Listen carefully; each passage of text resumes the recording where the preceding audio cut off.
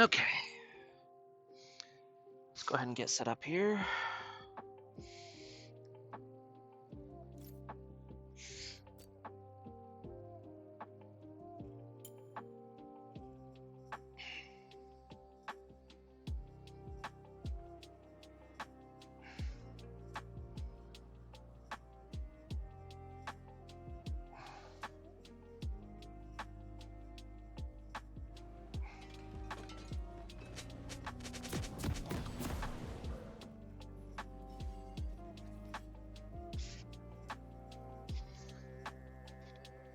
What's up, Human Bane? Welcome.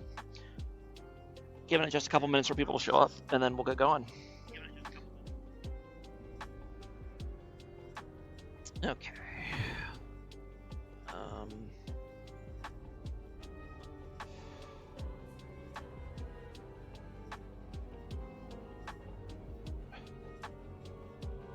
Here we go. I just realized that I'm just gonna put the league music on. Hold on.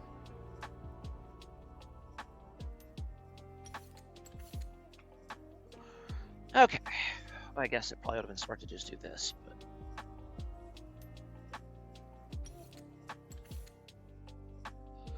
but okay. Let's go, JAT. Hell yeah. Let me change the name tag so they're correct here.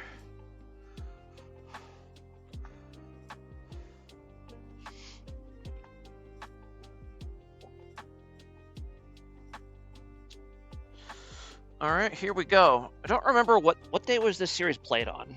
I know it was a few days ago, but it was played on. It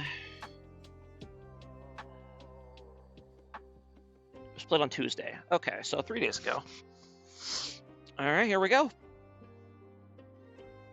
This stout or light? This is stout. Beer League stout. So you know, some low elo action. You know, support our lower level league in the stout league. You know.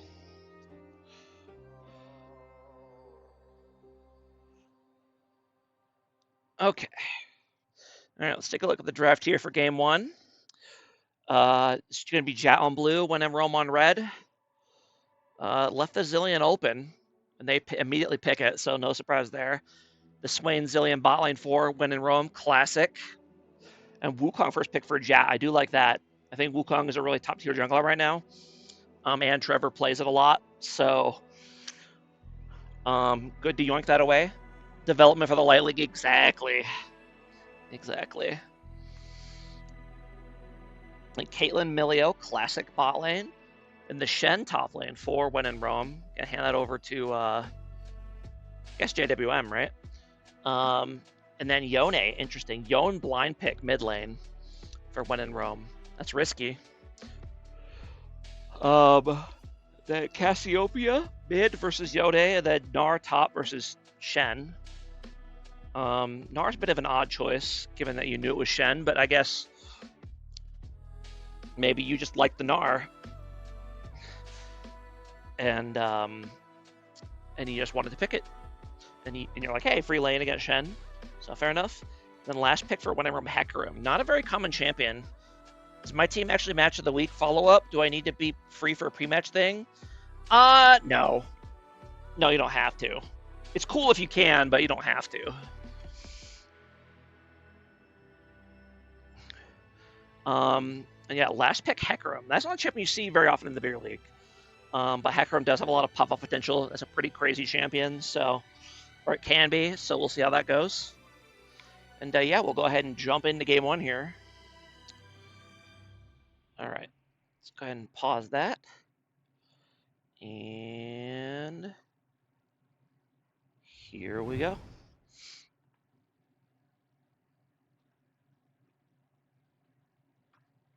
Turn the sound back on. There we go.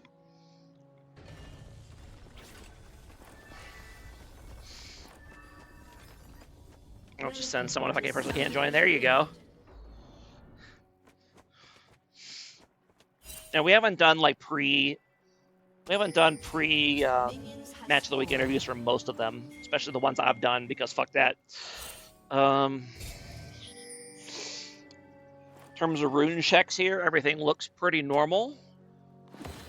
Yep, everything looks pretty standard. I do like the Ghost on Swain. He's a bit of a greedy summoner, but if you can make it through landing phase okay with the Ghost, then obviously that's a lot more value later on.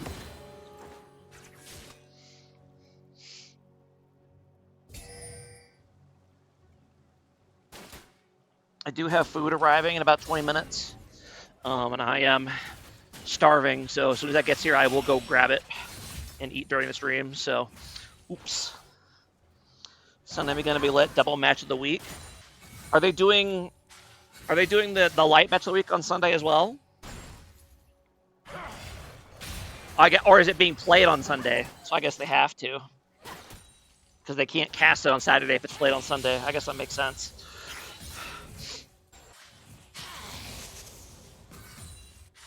Just cast the game before it's played. Easy. Just predict what's going to happen and then cast that.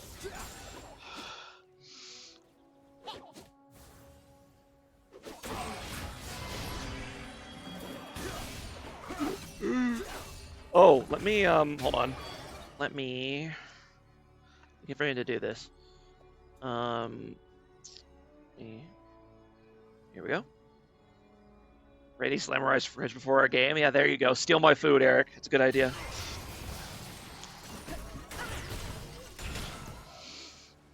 Anyone who is interested in co-casting with me for the fun of it or for experience or whatever, you're welcome to join, but you don't have to. Don't quote me if we lose. There you go.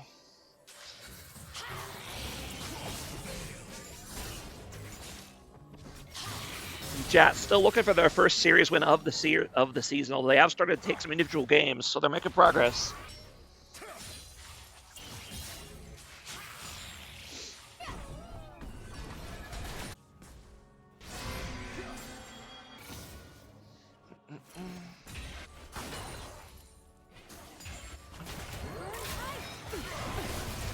Ooh, nice. Oh my goodness. Nice little combo there for the win everyone bot lane, get a lot of damage in, but Swain early game pretty weak. So you just have to be careful here. Ooh, double flashes in the mid lane.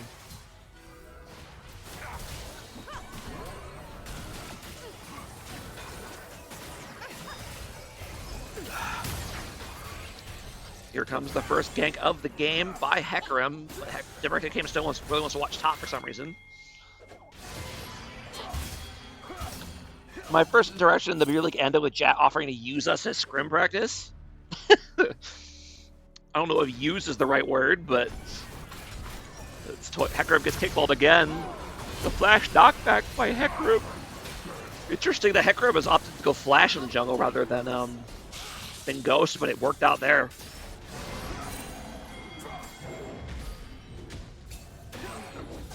And that's right, Melee Coco is a big Gnar main. I guess that's why he picked it. Fair enough. I forgot about that.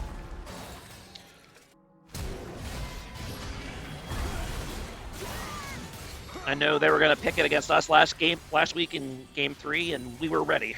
So we had it all planned out.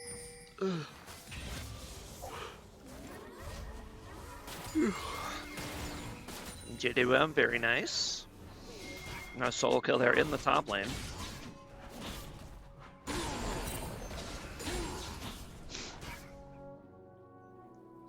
CDR boots rush for Hecarim. That is very interesting.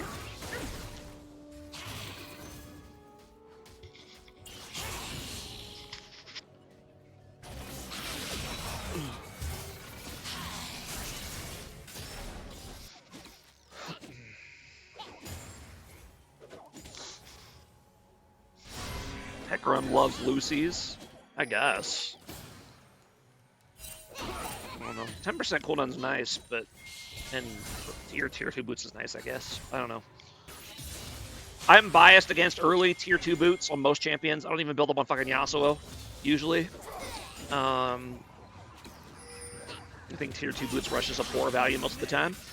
But that's just my personal opinion. Really all in there by the Yone, but not able to land the... Oh my god, I keep fucking yawning. I mean, I usually don't talk that much during the day, so... I kind of run out of air.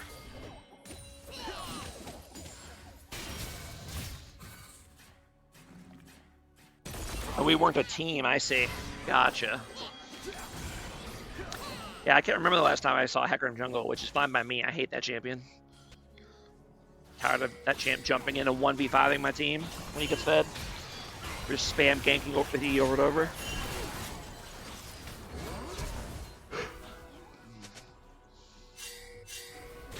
What do you think about most pro mids rushing tier 2?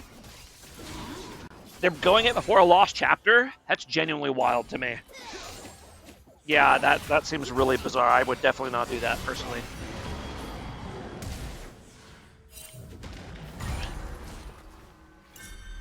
Look, I think there's value in getting tier 2 earlier than you might normally because of the role quest, but straight up rushing it, it's very strange.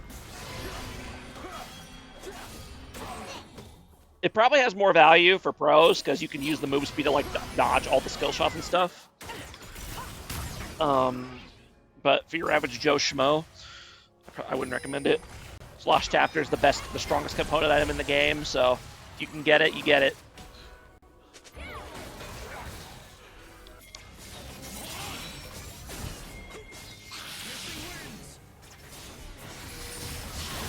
And with the gank, the preemptive miasma on the ground, and now Shenel's going to come in.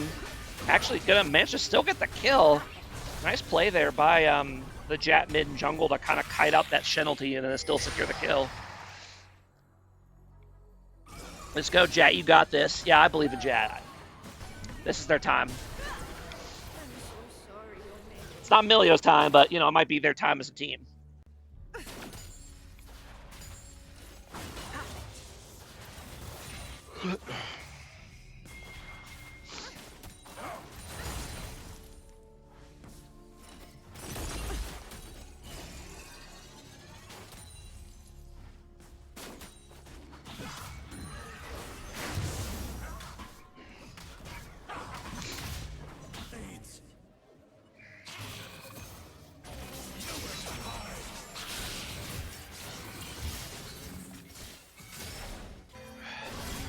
I do think any results of series win. Do we know any results of series wins or match wins?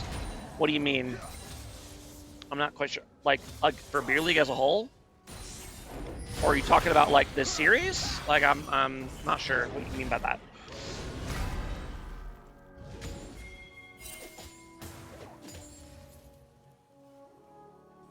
Like, are you watching this game without knowing who will win each game? I wish I could. But unfortunately, I kind of have to see it in order to find the game and the match history in order to stream it. So, unfortunately, it is a little hard to not spoil myself. So, unfortunately, I do know the outcome of each game, but, you know, I'll pretend like I don't.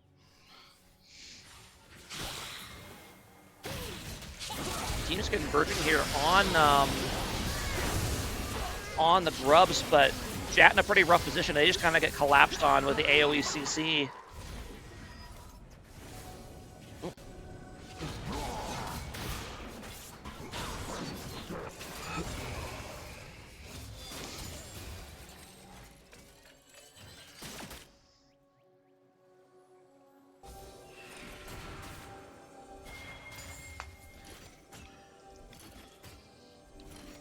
Unfortunately, yeah, there's no good way to really cast a series after the fact, without seeing the result in some capacity. Like at the very minimum, you'll see how many games it was, right? So, and that will give away some part of the outcome, no matter what. But yeah, it looked like a good series based on the 3 matches that I saw. So, I'll go ahead and get it done.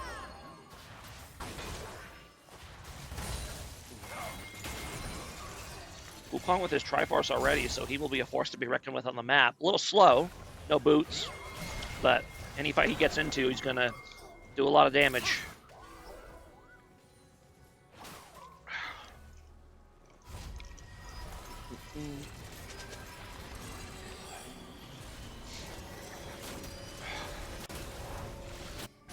Triforce into tier 2 Lucida boots, don't buy Hecarim. Yeah.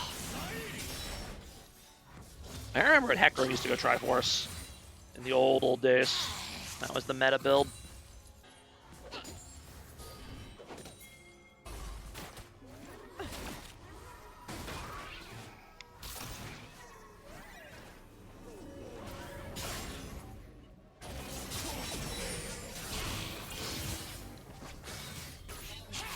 It was my intuition that Yon would actually have a hard time with this matchup against Cassiopeia, but he's been holding his own so far. So maybe I'm misreading it.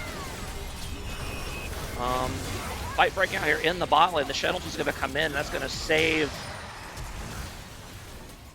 That's going to save Shen long enough to heal back up. So.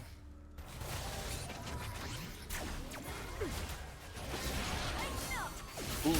Yone going in. Ooh, nice, very nice flash taunt there by JWM. That's how you do it. Oh. Or taunt flash, I guess, is more accurate. But yeah. Beer League players tend to struggle to pull that one off if they even know to do it, but that one was flawlessly executed. Zilean ult stays on during the Zilean revive. Yep, everything does. Everything stays on during stasis. So, like, for example, if you Mundo ult, if you're playing Mundo and you ult and you die with Zilean ult onto you, your Mundo ult will still heal you during the stasis, so you'll be like full HP when you come back out of it. Same with Zanya's if you were to theoretically build Zanya's on Mundo.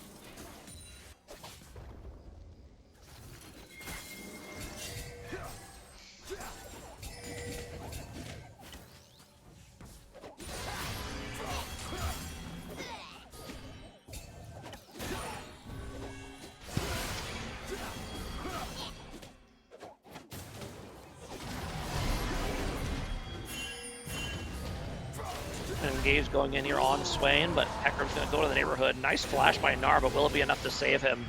No, it will not.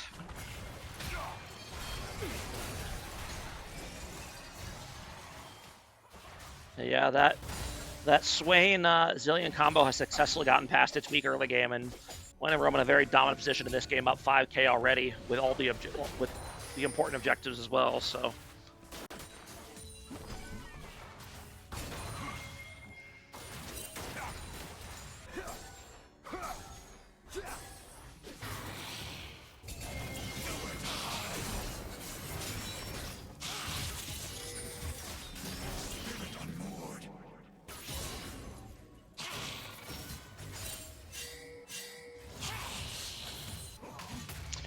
I know Zesty, your reply to my thing is like, just never play solo queue. And if your goal is to stay sane and have fun, that's probably good advice. But I tend to find that if I go too long without playing ranked on my main account, my skills atrophy. Because you have to play against like Masters levels opponents to keep Master level like gameplay. As you might have noticed, I haven't played ranked on my main in like a week, and look what happened in the 2 games I played. So.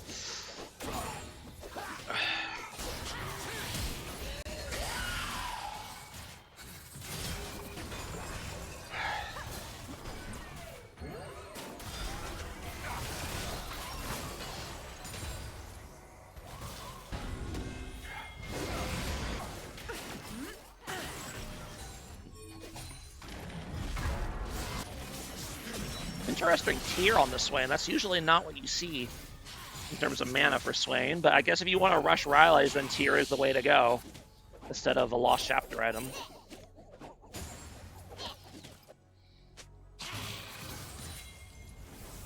Of course, you'll probably go Fimbulwinter, right? It's usually what you go on Swain. Yep, he will indeed go Fimbulwinter. Ain't coming out here in the mid lane, but yeah, they just don't have the damage. And any play where it looks like JAT might win, Shen's just gonna ulti, so that's tough. Although, is he gonna die? Oh, not quite yet. Nope, there you go. Then if you thought he was gonna die, you're gonna go ahead and give him the zonal. He still ends up going down eventually. Fimbo Winter Swin feels ancient. Yeah. I know that the WIR Rebellion tends to go, he plays a lot of mages bot, and he tends to play more supportive builds. So like even when he's playing like Seraphine bot, he'll still go like Enchanter Seraphine, not AP carry Seraphine. So, and I guess they do that because they pick more damagey champions in the other roles, like jungle and mid lane, so you can afford to build more your utility bot lane. I'm assuming that's the logic.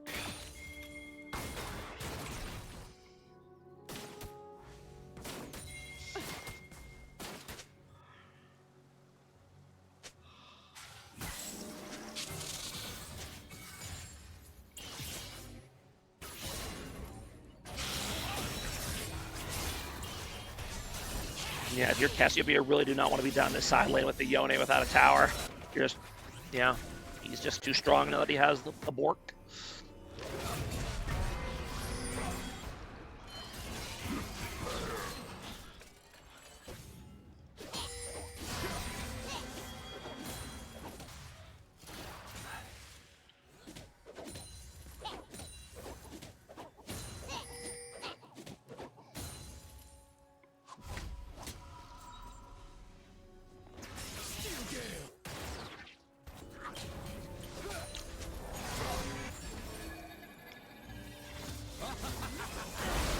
JAT 2-1, there you go. Love the optimism. The gold lead has shrunk a bit, so JAT is managing to stay at least somewhat in this game so far. They've stopped the bleeding. At least as far as gold is concerned. Ooh. Well played there by 6-foot Cuban. Unfortunately, I don't think he has the damage to actually finish him off, despite how well he's outplayed it so far. Yeah, he does not. That's tough. That is a gold diff right there, I'm afraid. That is tough. It was very well played by Cuban, but too far behind.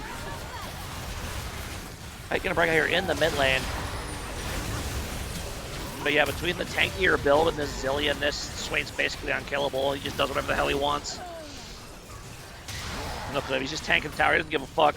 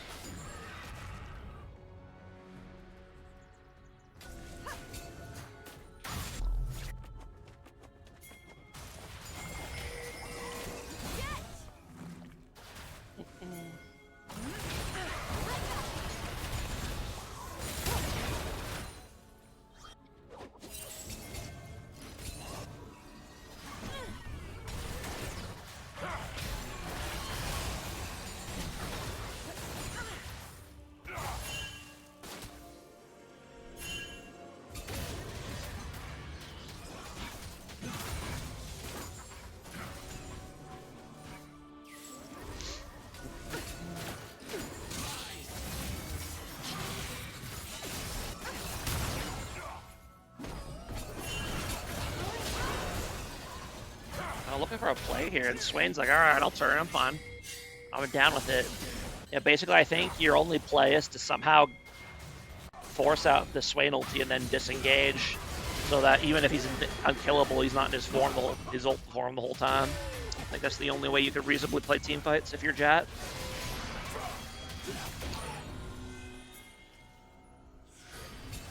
And yeah, despite that early damage lead, now Hecarim definitely the one ahead on that one. Gold lead has widened once again, 8K.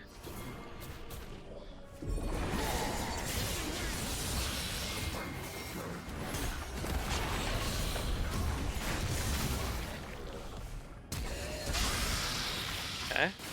Bit of a delayed ulti there by Cassiopeia. Ooh. The Shen ulti is going to go ahead and proc. Will that be enough? Okay, Direct the Camera really wants to watch that for some reason.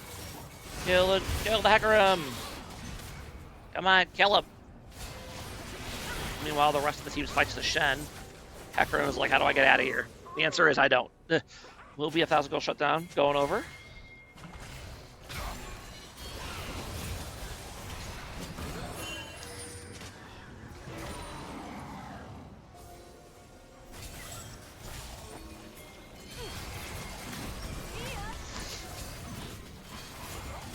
By the way, this is a pro tip for any of you who have yet to play When in Rome this season. Don't let them play Zilean. Like, just don't do it. I bring here, I have the Dragon. Numbers advantage for a JAT, but not really.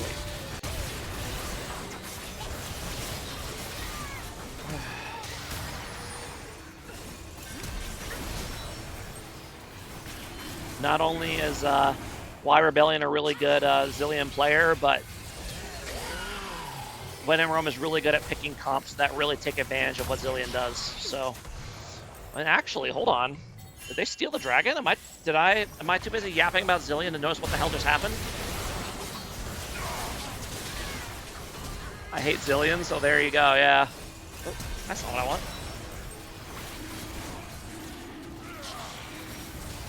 Oh, okay. 6-foot Cupid on the back door manages to actually secure it, and then get a nice fight, kills the Zilean and then the Swain as well. So wow, okay.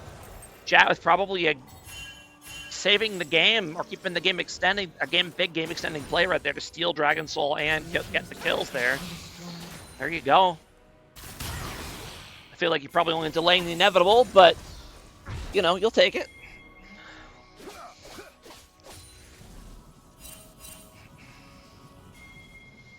I hate Zilean, so me too. That champ. You know, the funny part is that I hate Zilean. It's the reason I hate Zilean is because of his E. It's not because of his ulti. Because of his stupid E. Like playing any sort of melee champion against Zilean, we just press his E on you and you don't get the move. It's fucking rough. It's like 99% slow for 2.5 seconds, and it's just point and click on range. Like it's just. Like, yeah, the revive's fucking annoying too, but like the E is the worst. Like Zilean's E is probably one of the strongest abilities in the game, and it's so just nondescript. Well, decent engage here for JAT. Gonna go ahead and get out the Zilean ulti. Can they finish off Swain? They can. They do end up going down to return. Now they got a kite out here. Shen is not here. He's already used his ulti. I guess he used it on somebody and it got canceled. Because it's on cooldown right now. Now you need to keep moving towards this Hecarim, I think. Yeah, you need to make your way back to your base. There you go. A lot of pinging going for the Shen. Okay.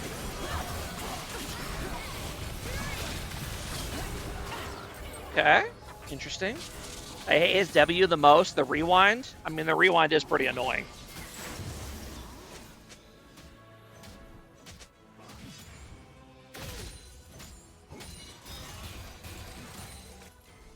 Why did they make it 10 seconds? Reducing his basic cooldown, ability cooldown by 10 seconds. Like, all of his cooldowns are below 10 seconds anyway. Why not just say refreshes his ability cooldowns, you know? Maybe some of them are above 10 seconds if he doesn't have any cooldown reduction, but I guess E probably is, right? Because it's 8.3. Even with 78 ability hits, it's an 8.4 second cooldown. Okay. No, you know what? Fair enough. You can't double spam E unless you have cooldown. Fair enough. Right, games? I see what you did there.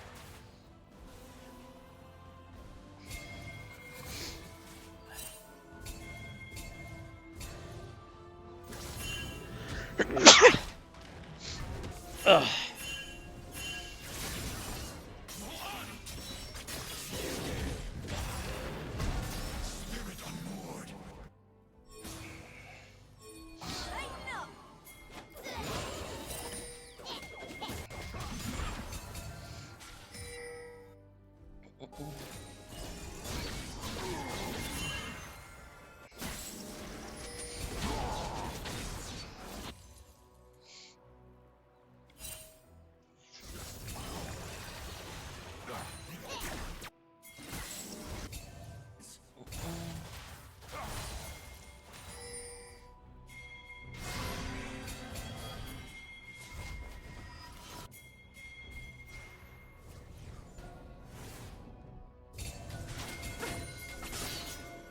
early. Oh, teleport in by Shen. I like that.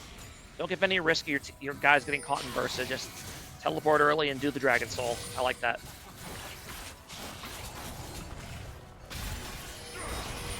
Nar's gonna go, or Lukar's gonna go in. It goes on the Zillion. Not really a lot of follow-up, but just trying to cause some chaos. Pretty nice Cassiopeia ulti, but the damage is just not there to follow up, I think. But no, it is indeed not. So that's tough. That will be a clean ace here for when in Rome, and I assume they will just say fuck this dragon and go push mid to end. Well, go push bot to end, but yep, that will be game one going on over to when in Rome. Pretty clean game from them start to finish. Not a lot of drama. Will Jhin and Tonic play Jhin? It's a good question. It's a good question. Will they play Jhin? I guess we'll find out. Okay, let me switch over to my other screen and we'll get working on game two here.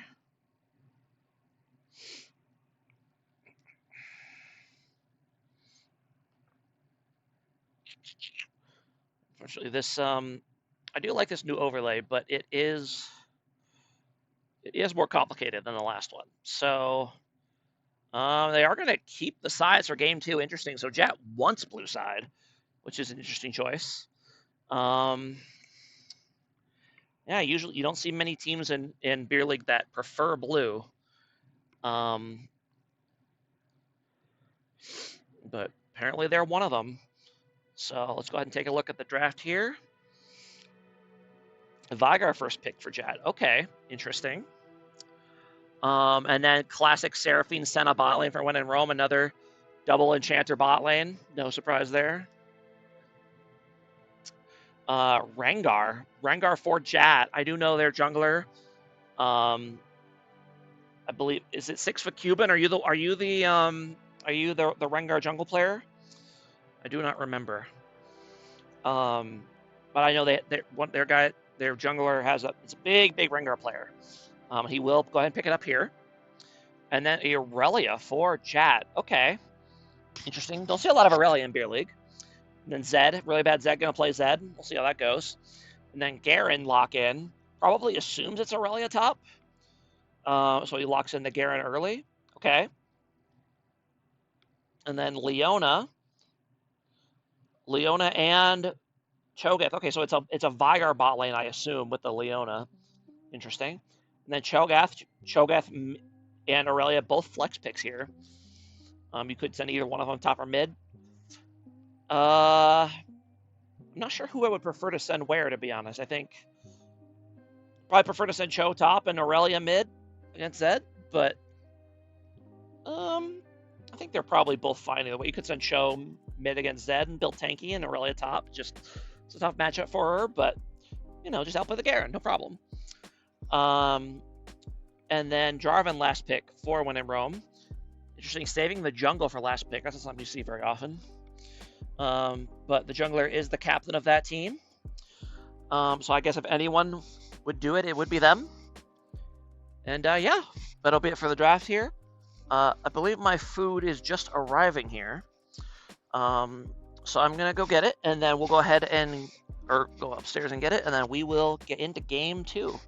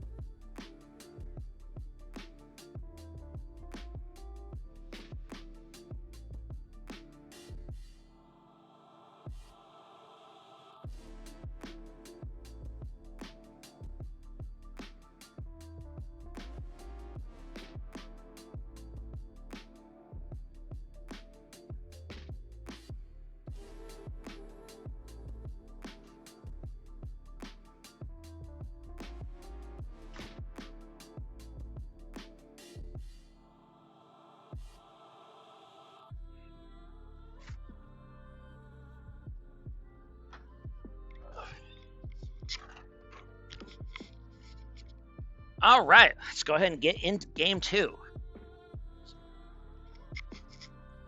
Go ahead and pause that, and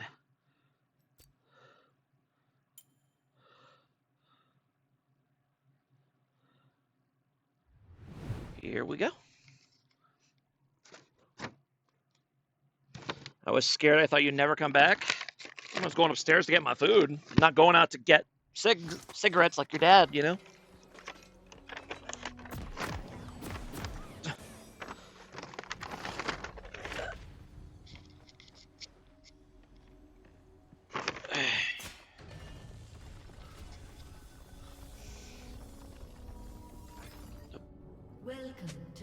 Why? There we go.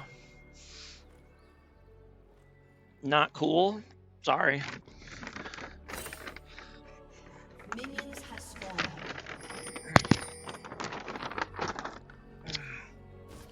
I'm joking. True, you're glad he's gone. I get that.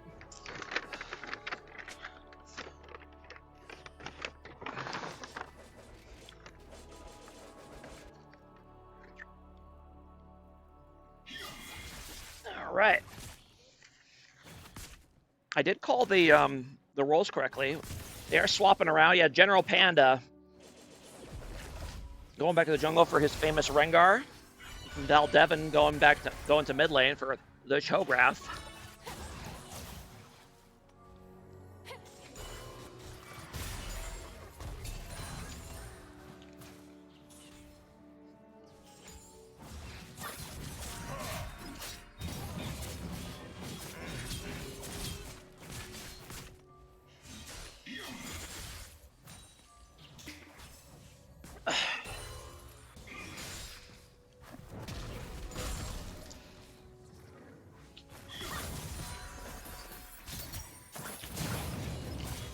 Oh, in here buying Melly Coco. Okay.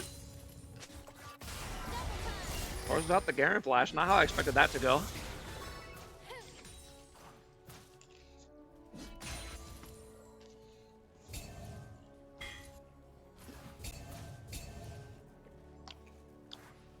Yeah, so you butterfly effect shit. Yep. Yep, you get it.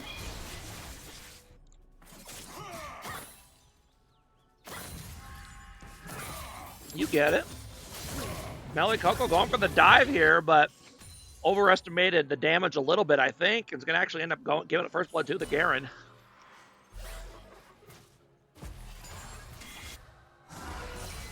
That's tough. That's a play I would do. I got myself a nice big advantage in lane. I'm like, what if I threw this advantage that I just got? Trying to overplay for a kill.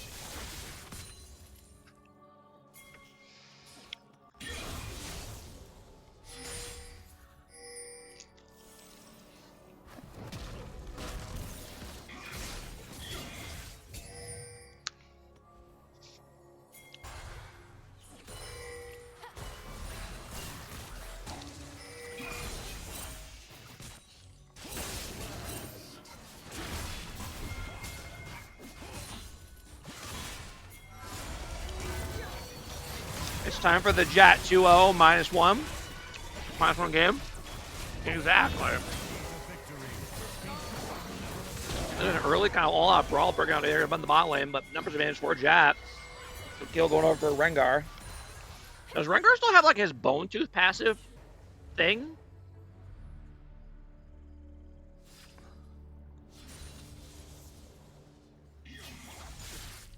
Oh, here we go. Yeah. Okay. Is this like a secret, like an extra passive? It's not on his passive. It's just like up here. That's kind of interesting.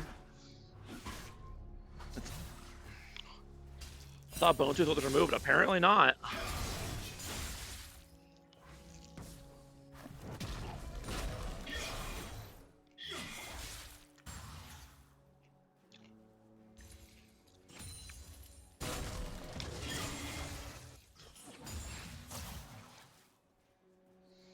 Yo, hello all. What's up, Norgrets? Welcome.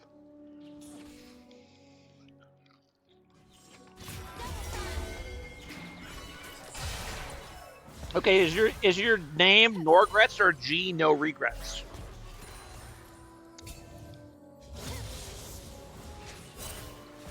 I just said Norgrits because I think it's funnier.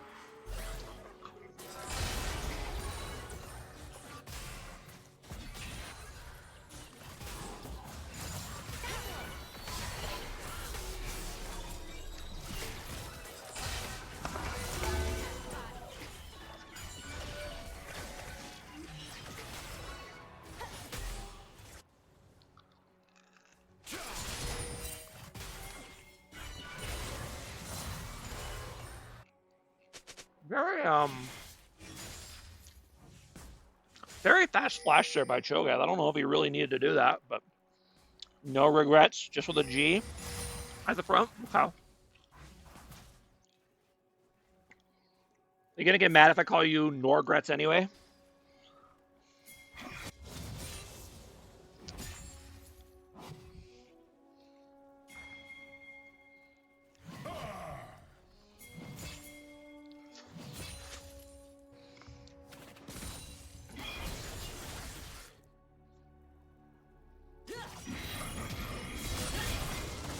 It's pronounced Genjo. Yes, thank you, Genjo.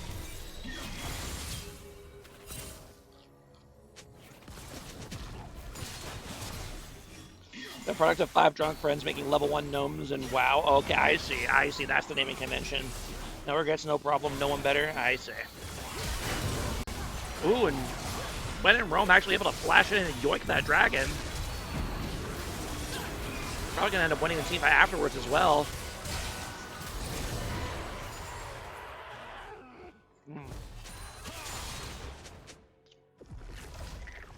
Tough break. There for JAT. Good luck this weekend, King.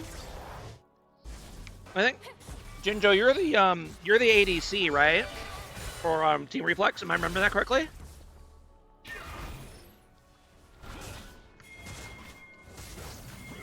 Or am I thinking of somebody totally different? Yes, sir. All right. So you are the one we are playing on Sunday. I got you.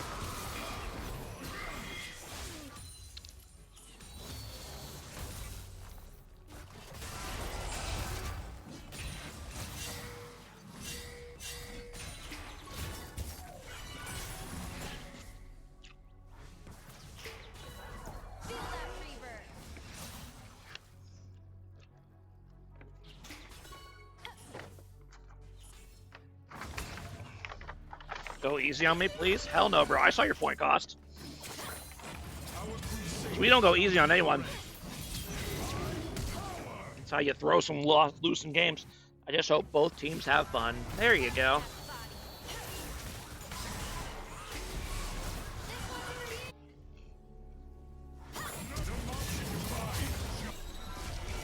Not sure if the flash is really necessary there by Garen, but it does secure the kill.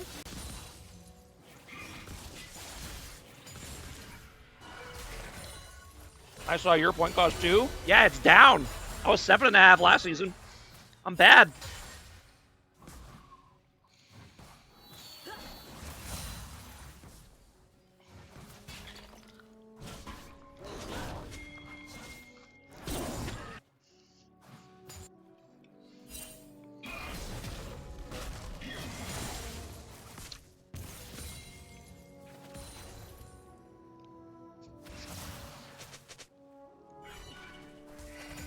Yeah, sorry, Duba. We used to have zero cost players, but we got rid of them because people didn't like being rated zero cost. We didn't like how it affected team building.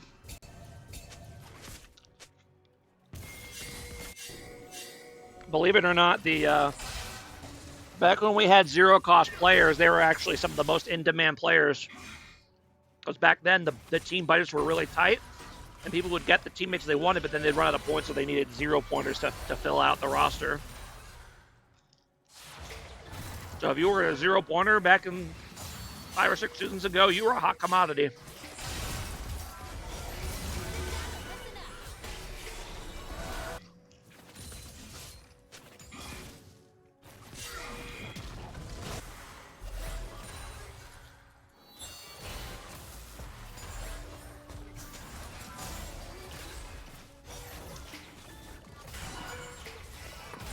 Somebody's inviting me to something. Who was it? Submissive? Or on there.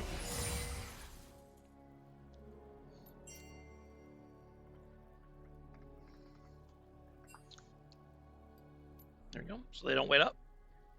Also, pretend you didn't see that match history just now.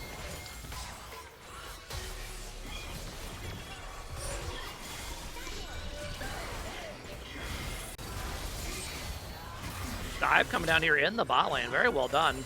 Double kill over for the Zed.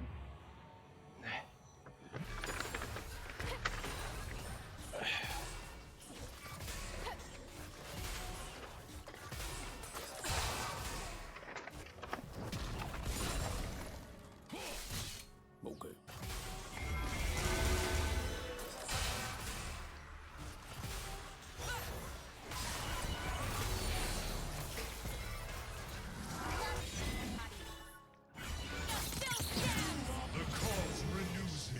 Okay, coming up here in top lane, but ganking a Garen is scary. Not if they play like that, though. They fucking got him.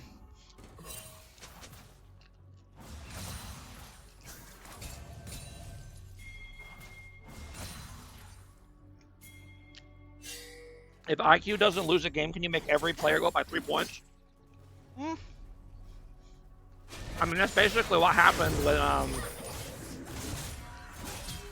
That's basically what happened with Team 2 after we won Season 12. So we went 7-0, and all of our costs went up a bunch, and we were sad.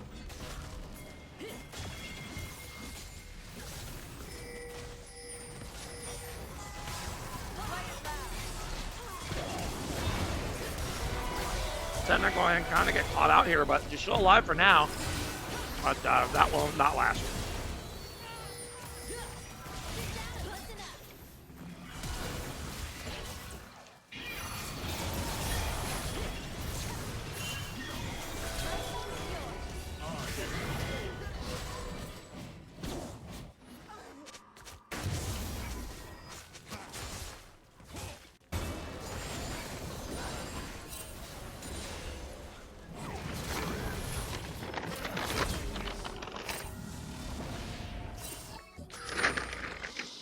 I have some good chicken.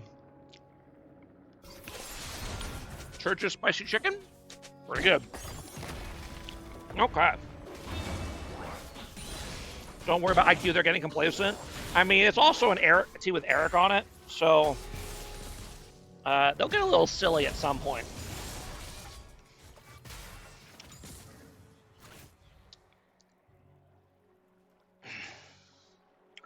Yeah, very strong start here. Once again, 4-1 in Rome, 4K gold lead. 5-0 Zed. I'm starting to think his name is not accurate.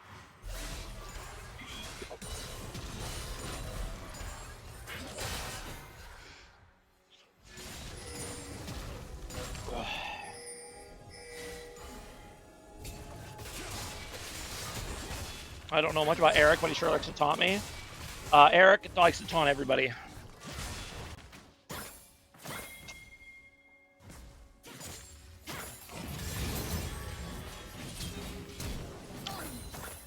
What will IQ do against Goat the Slamurai? That's a good question. It'll be fun to late against Benson. I haven't played against him in a while. I think we just bot gap him. That's probably the play.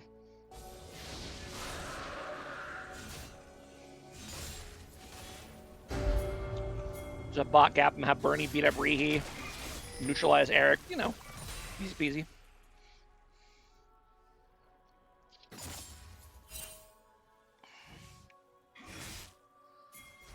I tried, it doesn't work. Yeah.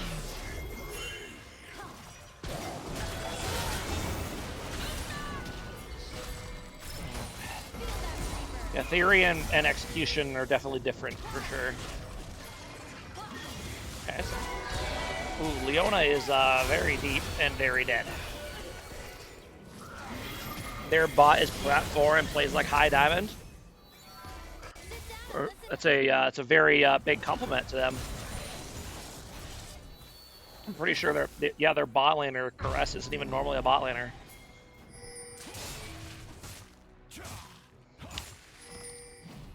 I want to say Hernandez uses what, a silver player, gold player, somewhere around there. Oop! Flash on the Aurelia, and she is dead. Definitely did not need the Garen ulti there, but the law of Garen says that you have to execute with ult. You must. Even if it will fuck you over later, you have to use it to execute the enemy. And now the fight will continue to break out. JAT collapsing, but Garen's pretty strong. Still haven't been able to finish him off. They do catch Senna, though. Ooh, nice route into the tower range by Rengar. Okay. General Panda got Rengar. Yeah. Yeah. I was about to tell you how we handled it, but you were there. Now, yeah, you know how we handled it. Rip.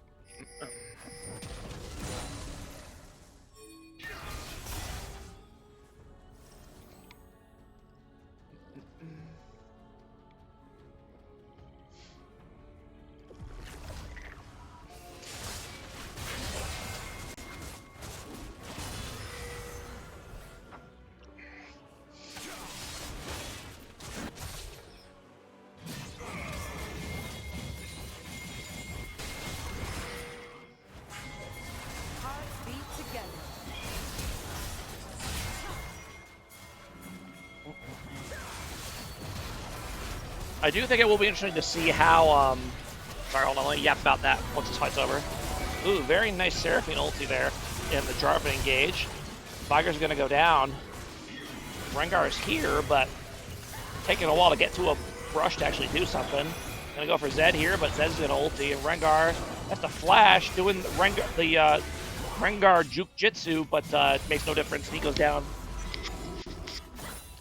And that was, did they get the thingy as well? Yeah, they did. Okay.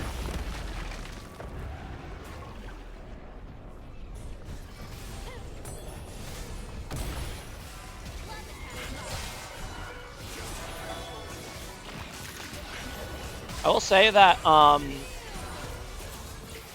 when it comes to bot lanes, I think more than really any other lane, team success can kind of make it hard to judge how well they're actually playing. And I think it'll be interesting to see how the IQ bot lane holds up if their mid jungle top doesn't keep dominating games. So.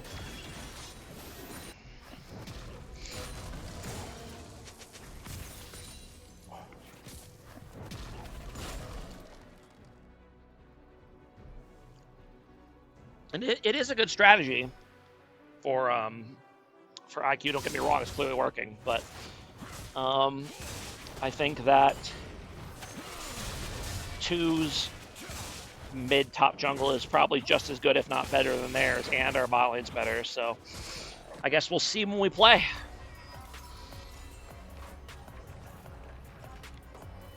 The best attribute a lower elo player can have is being easy to carry. In Bigger League, absolutely. You have a good attitude, don't run it down and get your farm. Yep.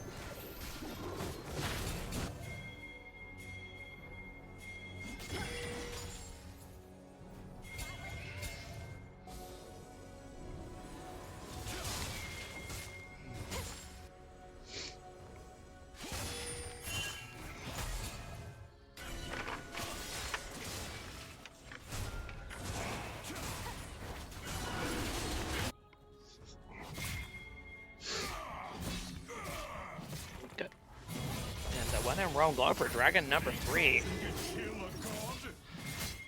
Looking like we might be in for another short one, but who knows? League is unpredictable. They're going to go for Garen here. Garen should get the kill here on Aurelia, and he will, but he will go down.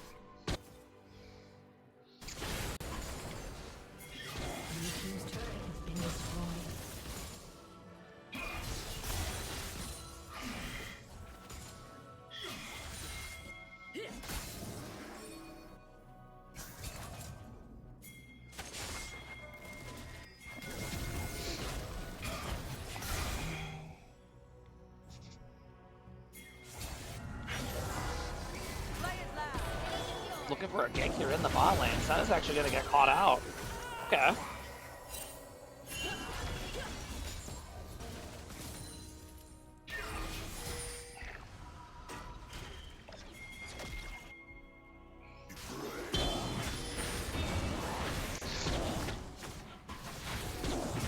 And General Panda is about to be in trouble here. General Panda is about to need to see a medic. Although I guess, do they call them medics if you're dead? I guess they still would, right? You gotta do something with the body. So yeah, I guess you probably still call them medics for dead people. I have no idea if that's true, but I have a feeling it probably is.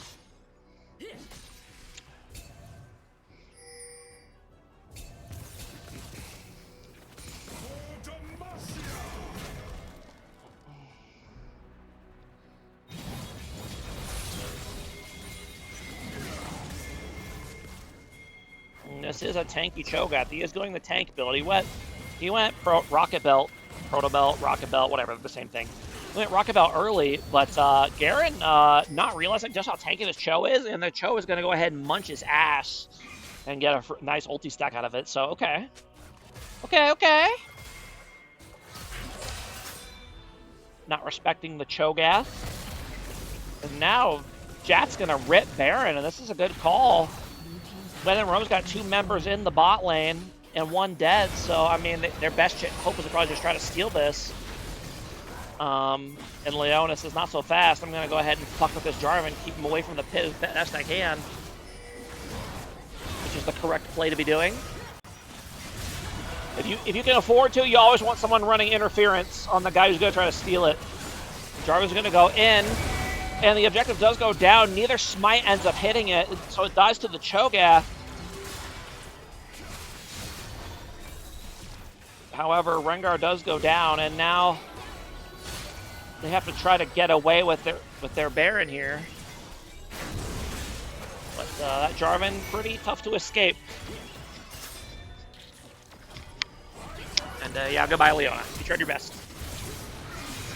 And then Zed gonna go ahead and Zed on around over here. Spring Circlet. We go for the double tier item Seraphine with Echoes of Helia. Yep. Mana maxing Seraphine.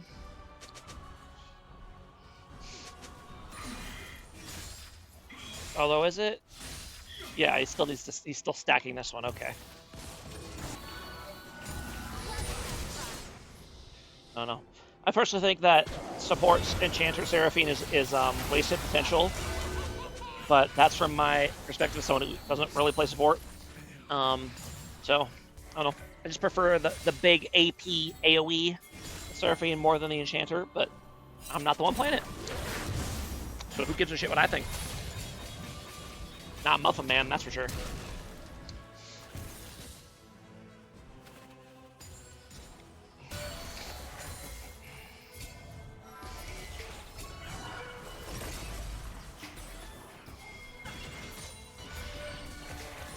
I've been seeing some people start going Gunblade on Vigar, because the Gunblade active is like a 50% AP ratio.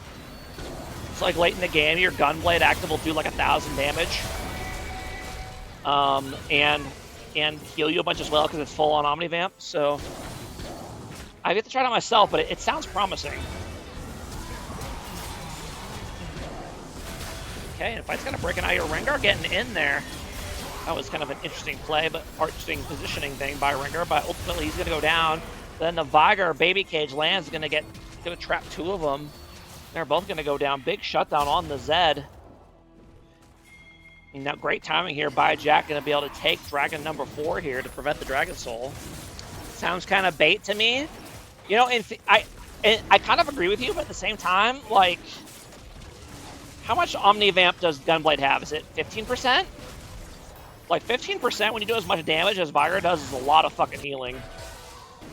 And the Gunblade active alone will do like half of a Squishy's HP.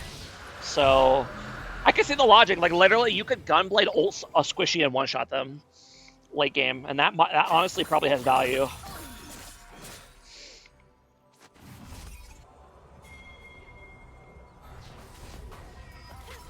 don't know. Gunblade is interesting. It's only good that much later. Yeah. Like I wouldn't rush Gunblade on Vigar. Don't get it twisted. Like you'd go at like 4th item at the earliest. You gotta make sure you have your your death cap before that. But after that, I could see it. Vigar's Q counts as a single target for a first hit for Omnivamp? Really? Interesting.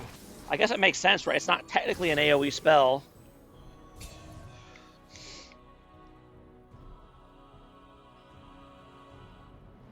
Yeah, I could see it then. Every time you Q a couple of minions, you probably heal like 700, 800 HP. Oh, Vigar, or Zed's gonna go for the ambush here on the Vigar, but Vigar's pretty tanky. He'll live for now, pop Zanya's, but now the rest of When in Rome is here. And it seems kind of decent for a solo queue. Yeah, like I'll have to try it at some point and see if it sounds good. I think Gunblade is kind of slept on now because it has so much Omnivamp. Like 15% Omnivamp that isn't conditional is really nice. Like most KL players seem to have not think much of Gunblade being back, but I've been rushing it every game and that shit feels good.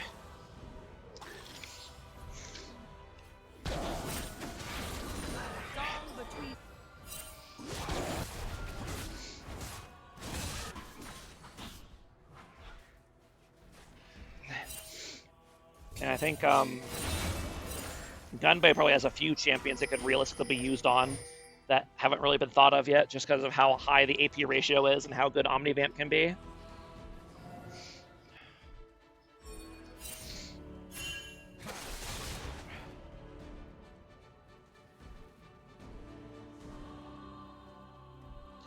I will say that, at least on Kale specifically, Kale tends to be pretty weak to poke. And so Gunblade is really, really nice for that. And the point and click slow is really nice to run people down. And it lets you build AD early on instead of AP, which is a lot stronger early for Kale early on. So it's just a really nice item all around.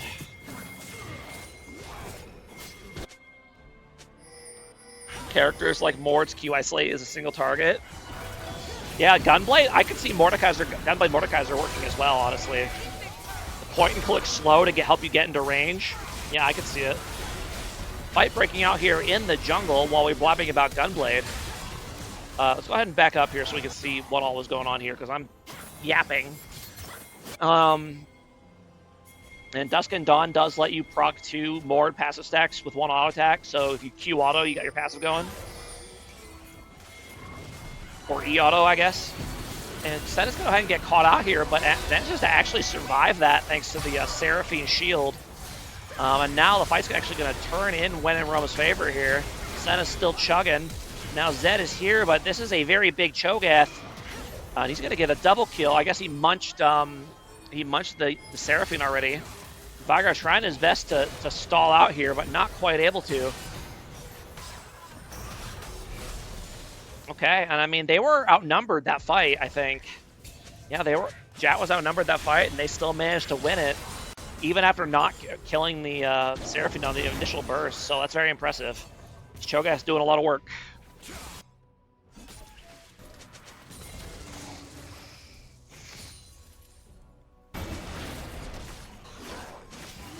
I do... Sounds troll, but I do wonder if Gunblade at Brilliant Soul could be good.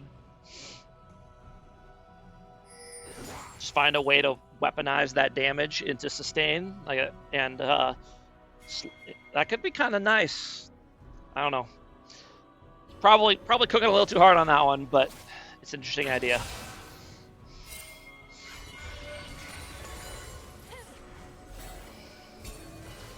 So I've noticed a lot of Vigars seem to prioritize Storm Surge. I'm not sure why. Doesn't give cooldown. Doesn't give the most AP. Does give move speed, which is nice. Maybe that move speed and burst is enough as a rush item, but it does seem kind of odd to prioritize Storm Surge. Think you'd rather just go Roa? Yeah, probably. Gunblade Cassidon, though. Think about it. Q is single target. W is single target. Gunblade casted in.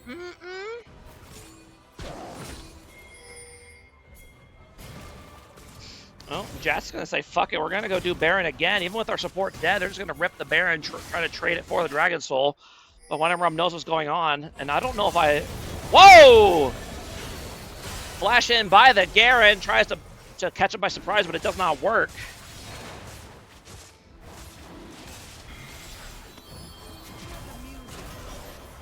That's gonna go in on Vigar. Should get him here. Oh, indeed he does. Now Jarvan has secured Ocean Soul here for when in Rome, but the fight continues. Oh, Zed kind of lying in wait in the shadow.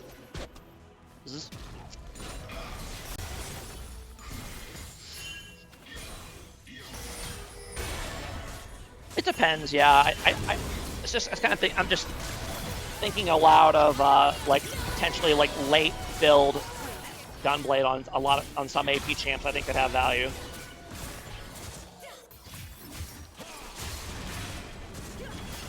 A bit of fighting going on here in the river. Relia actually decently strong now. He's kind of hanging in there, but Death Stance is eventually going to do her in, and indeed it will.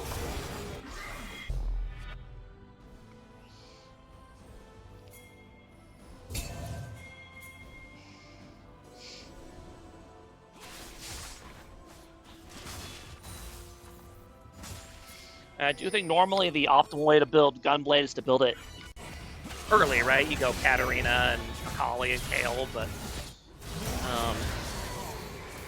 I do think it does have some potential as a late item for some AP champs. And now, the Baron never did end up getting taken, so now when in Rome manages to get a pick here, and they're going to go for it.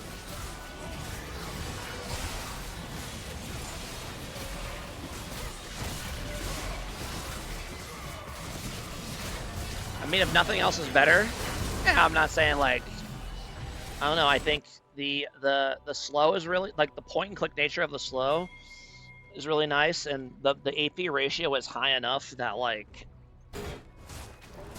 it's pretty rare you don't need anything else could actually get it, and it's actually the best item. Yeah, that's probably true. I definitely would not recommend it on most champs. I think Vigar is probably one of the more interesting and better options, just because of how high his AP ratios are. Or how high his AP gets. 50% AP ratio on an activatable item is pretty nutty. Especially one that's instant and ranged. Like, that's a higher fucking AP ratio than Lich Bane.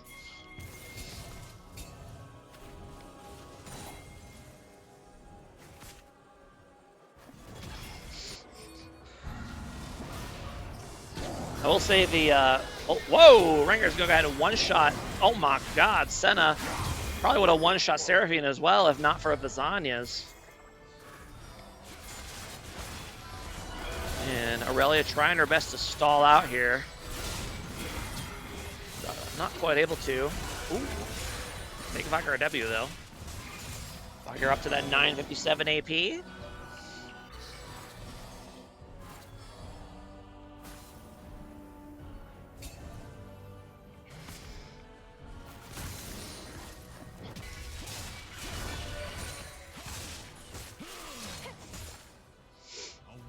Is the key to victory. Be sure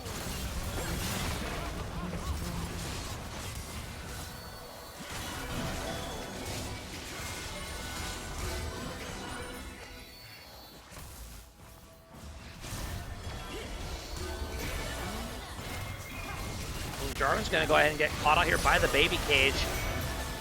And he's going to lose his GA. No, he actually manages to get out, and then that... I mean, that's the value of the Enchanter's Seraphine build there. My goodness, look at that fat heal.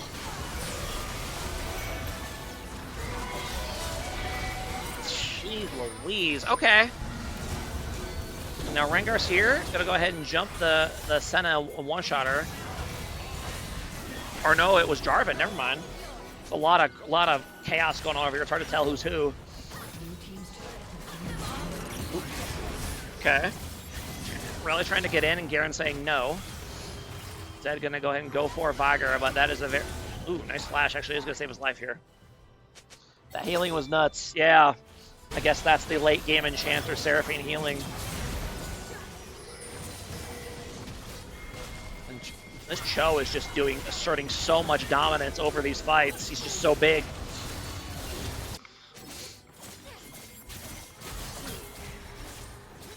And Aurelia manages to find a 1v1 with the Senna, which definitely should not be happening. Spirit Visage healing check. Yeah, let's see. 2,277 bonus healing. There you go. Oh, I don't have the objective timers up. Whoops. Elder Dragon is up in a minute. Red team's turret has been destroyed.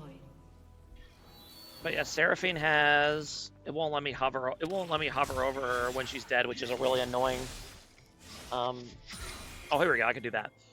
Yeah, so she's got 19% shield and heal and shield power and 368 AP. So those are some beefy shields and heals. Plus the Helia heal. I assume that's why it was so big. It was the first fight he had with it too. Yeah, he was between the heals he was getting from his team and the Sundered Sky. Like he was a big boy. All right, team's trying to get in position for Elder here. Zed gonna rip it on Rengar, but Rengar's gonna go ahead and auto attack him once, and that's enough to force him out. Rengar autos do like 1,000 damage at this point. So Zed does go down with a little bit of help from his team, or from the opposing team, I guess. And here, we're gonna go ahead and start Elder. Yeah, Jarvan's dead and Zed's dead, so that should be an easy Elder take here for JAT. Someone managed to hold on throughout this game and now put themselves in a pretty good spot. Viger AP check. 1,037. Rocking a solid 10-incher there for 6-foot Cuban. Turned out the name's not quite accurate.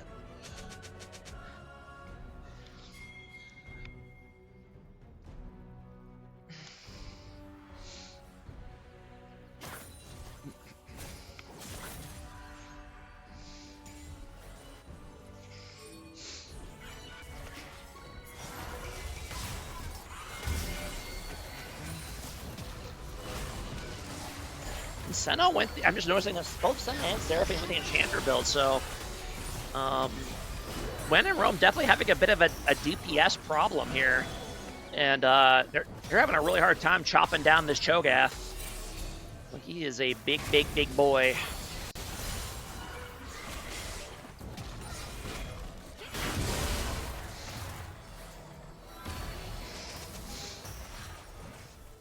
And they're going to go ahead and start moving their way over to the Baron. I have the... Oh, here we go. Yeah, 20 seconds.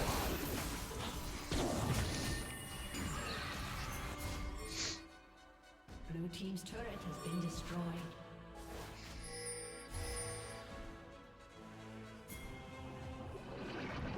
None, do you think late game Rengar should sell his Lucidity boots for Ghostblade? Just curious for your opinion on that.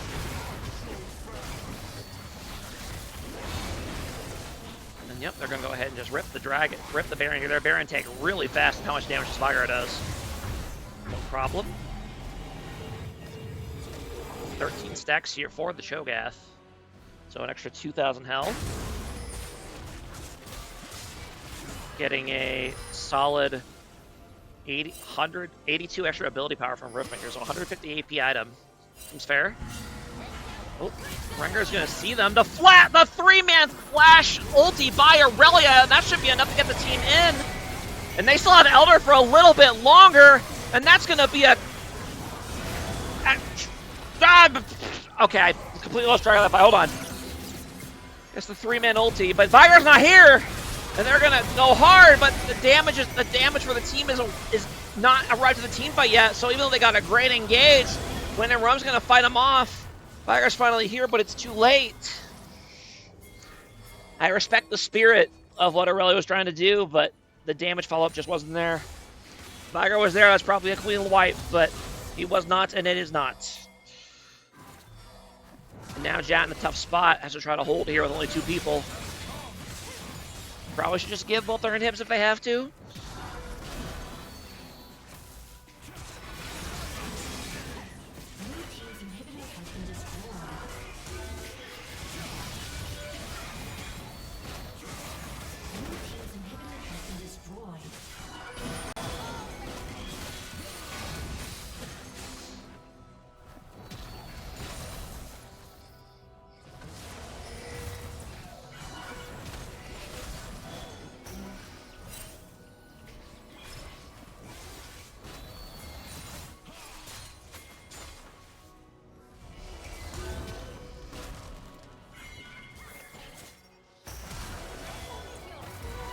Say Seraphine's gonna go ahead and get caught here. And Rengar's ulting. Will he take the plunge? He sees the Senna. I will say because the Seraphine went Enchanter instead of AP carry, they don't really have to respect the threat of the AP damage or the magic damage nearly as much for Team JAT. Notice here, no MR here for Cho'Gath. He just said, "Fuck it, I'll just build armor. That'll be good enough." Same with Aurelia, no MR here. And Leona as well. You know, she gets a little bit of MR on these support items, but beyond that, they have not felt the need to build MR because Seraphine doesn't actually do that much damage. So that is the downside of Enchanter Seraphine. If you're relying on her as your AP source, you're going to be disappointed.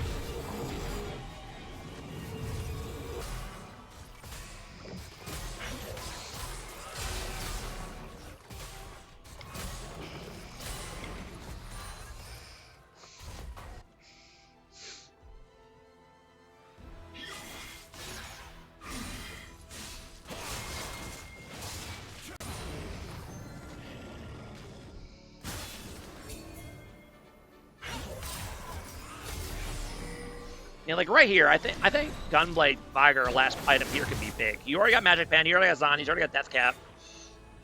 Slot in the Gunblade. What other item are you really going to build in this scenario? Banshees?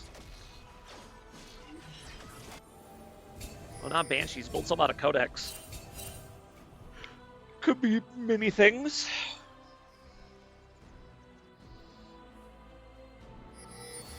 Should go Deadman's. That is true. If you want a pure tank item, you could go Deadman's for sure.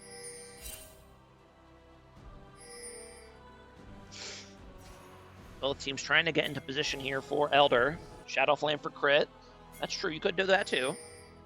Although at this point, I don't know. I feel like you're probably overkilling if you hit a target below 40% HP on Vigor. They're probably dead regardless.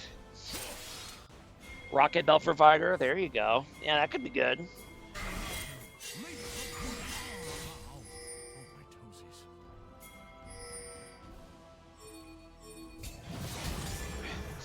When at Rome does have the time advantage here. Oh, and he's going to get pushed back by the Elder Dragon into the Vigor cage. Now, oh, ulti coming in, but Jarvan able to EQ out. This is a very good. Oh, and When at Rome is separated, so they're going to go ahead and turn. That's going to be one member of each team down, and now a big clusterfuck here in the middle of the Jarvan ultimate. But this very tanky Cho'Gath is just not going down. Nom nom nom nom nom, and that's gonna be the Jarvan going over. Very nice stun there by the Vigor. That'll be a triple kill for the Cho'Gath. Zed trying his best to see if he can even this out a little bit. He's doing pretty good. Rocket Belt is very good on him. No, I agree. I think Rocket Belt is very good on Vigor. I would not complain if he built Rocket Belt here, final item. I think Rocket Belt's very good. You're standing on the edge of the brush right next to the opening of Drag Pit while the enemy has a Scuttle Crab. They can see you despite being in the bush. Interesting. Okay. That is interesting.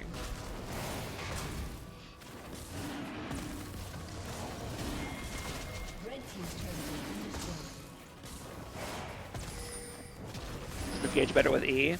Yeah, I think the logic of just going Proto Belt sound. That is the more conventional wisdom here. I think it's totally fine. I do think, you know, Gunblade has interesting potential, but, you know, maybe the better positioning with Proto Belt is worth it.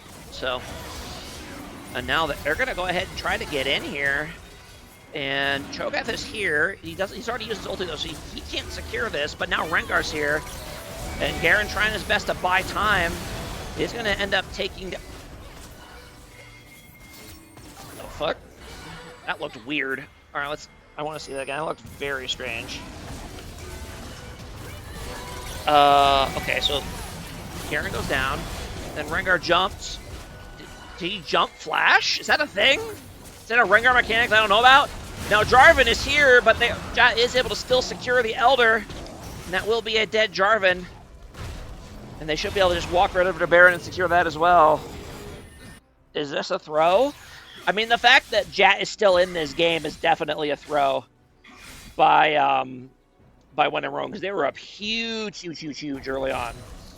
Now, whether or not they'll end up losing the game as a whole remains to be seen, but it definitely should not have gotten this far.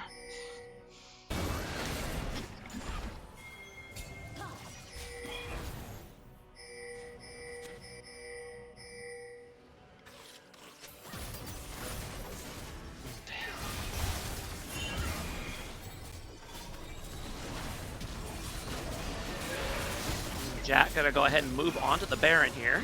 Gonna secure it, no problem. It is nice having that second smite with the Cho'Gath. Cho'Gath, a big beefy boy, up to 7,000 HP. Actually, less than I would have thought. I guess he doesn't have Heartsteel, so I would have figured it was closer to 10k, but not Heartsteel maxing. Doesn't have Grasp, so it's all good.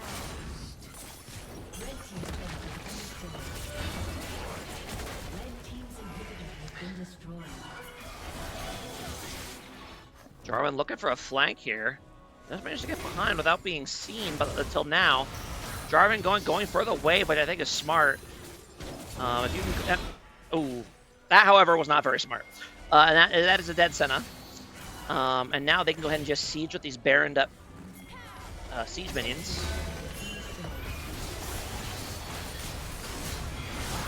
Jarvan still trying to go for the wave, hoping his team can somehow survive here, but it's not going to happen. They're just going to go ahead and let the super siege minions just take the towers all on their own.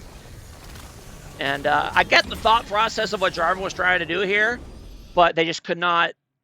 They were doing a great job of keeping those minions alive, and they were able to end the game without even having to get a minion into tower range. So good job there by JAT at the end. And yeah, I guess we're going to game 3.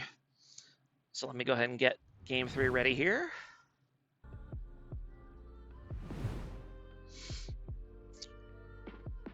Oh, that's not the right thing. Here we go. And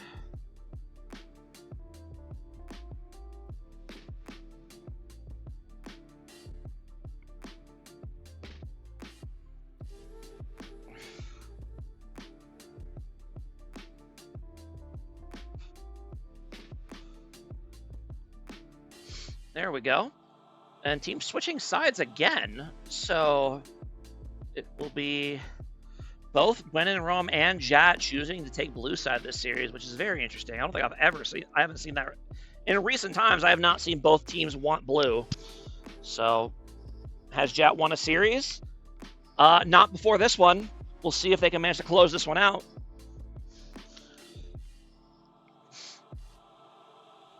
Oh yeah, both teams wanting blue. Okay. When in Rome wants blue, and they immediately lock in the Malphite first B1. That is a bizarre choice. I'm gonna be real with you. B1 Malphite is very, very strange, but okay. And then JAT gonna go with Nautilus Tahm Kench. I assume Tahm Kench top. Then Braum Varus. Okay. I like the Varus pick. That'll help against the tanks. That'll help a lot against the 2 tanks that they already see. Then Corki, nice all-in lane to go with the Nautilus. Lilia coming in. I really like the Lilia pick, as long as she's not getting nailed by Varus ultis, or Malphite, I suppose. She should be really, really effective. And Nivea set, given JWM set in the top lane. Okay, interesting. So this is a Malphite jungle then. Okay. I guess Malphite is a lot more flexible. Malphite is a lot more flexible now that he's a viable jungler, because you can just pick it early, and then if you don't like the matchup, you can just go jungle. So fair enough. Was that the you could tell me, Trevor? Was it jungle Malphite the whole time, or was that a flex pick? And last pick, Vladimir for the JAT. I do like the Vlad pick. As long as he's not getting CC trained, he should be very effective, provided he gets his farm. Always a flex. Classic Trevor, always having a plan. All right, let's go ahead and get into game 3 here.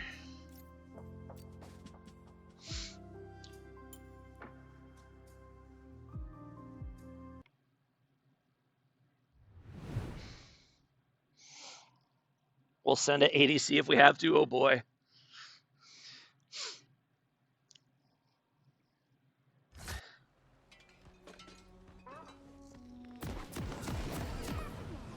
Choosing to keep General Panda in the jungle, which is interesting. Normally at least what I've seen, he jungles when Rengar is available, and then otherwise Valdelvin jungles, but they are keeping the lane assignments from last game. So, kind of surprised by that. Minions have spawned. Both bot laners ready to die. Fight and die for the level 1 bush, as always. Don't worry. Brom was trying a little bit.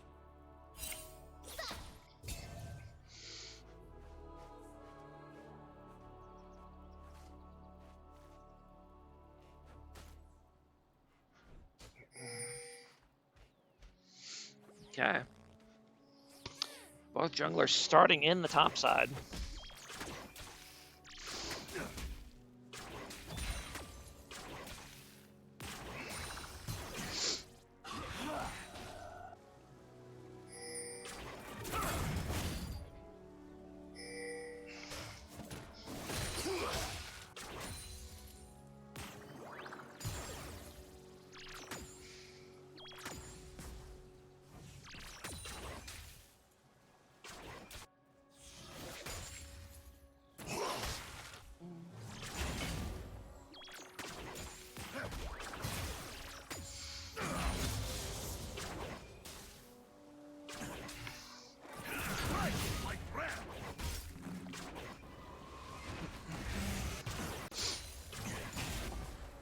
Directed Cam really wants to watch bot lane, I guess.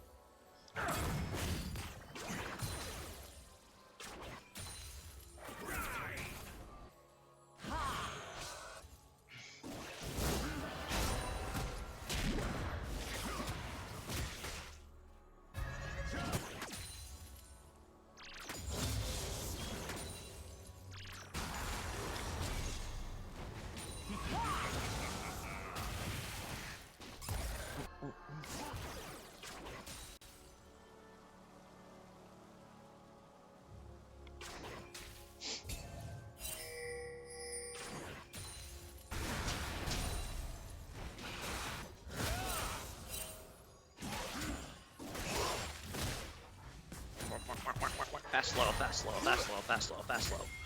Alright.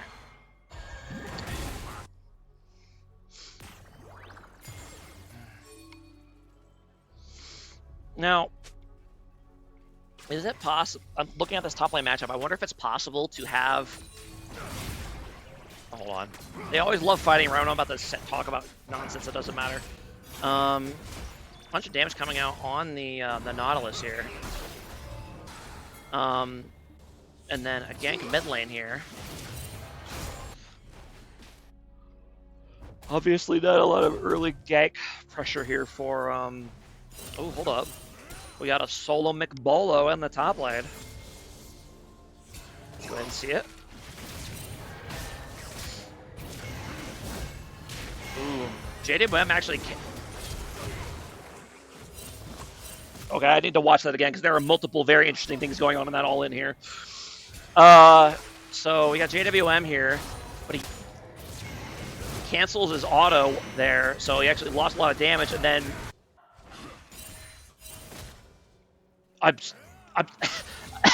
that flash was so bizarre. I'm having trouble processing that flash. Hold on. One more time. Yeah, so Tom accidentally flashes in place and does not dodge the does not manage to dodge the set W and thus ends up losing the all-in. That was very strange looking. Okay. Very strange play, but it is. As a result, first blood to the set.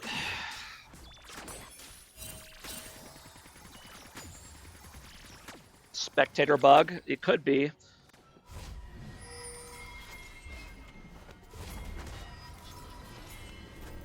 We take those. Hell yeah.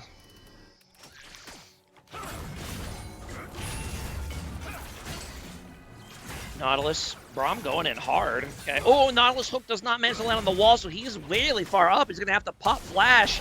And Varus is going for the kill, and he has just enough damage because Varus is a fair and balanced champion, and that will be a kill going to the bot lane. Or when it robe. So far, both side lanes doing real well for themselves without needing anything from their jungler. You know, you pick a Malphite jungle, you're kind of saying, hey guys, I'm farming until 6, good luck. So far, they're handling themselves just fine. Oh! What I was going to say is that if Tom eats Set and Set ults like the microsecond after the Devour starts, so they both go flying, does Tom Kench go flying while the Set is inside? I actually have no idea. Is it not possible to start the ulti once the Devourer begins? I'm actually not 100% sure how that works mechanically.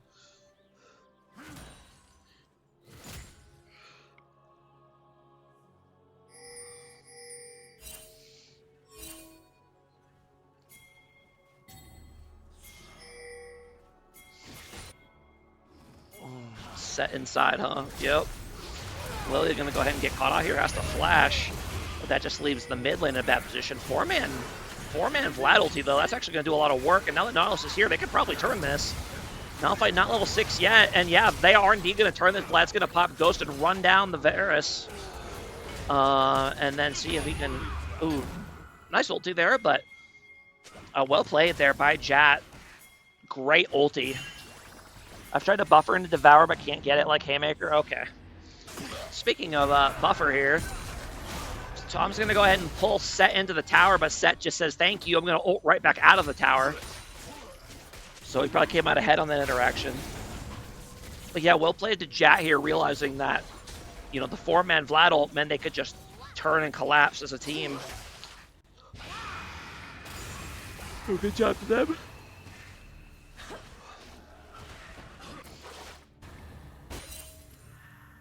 And they are going to go ahead and take the dragon after as well. So probably their first early game that's gone particularly well for them so far this series. I mean, there's still a lot of room for it to go wrong, but so far, not quite the early game dominance by When in Rome that we're used to seeing.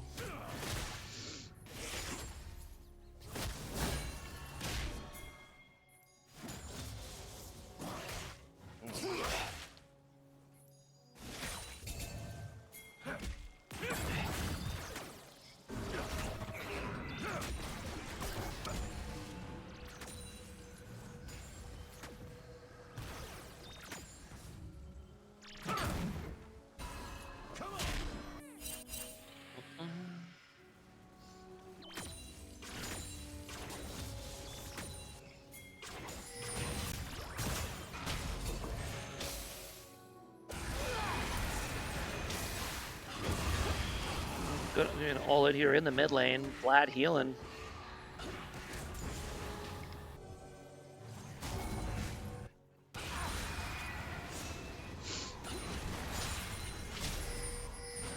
Ooh, okay. Good thing Vlad had his W there. I think he probably would have died to that E. Oh, does he end up dying anyway? No. Vlad barely getting away. Malphite ult in the bot lane, first gank of the game. And that is going to be a dead Corki.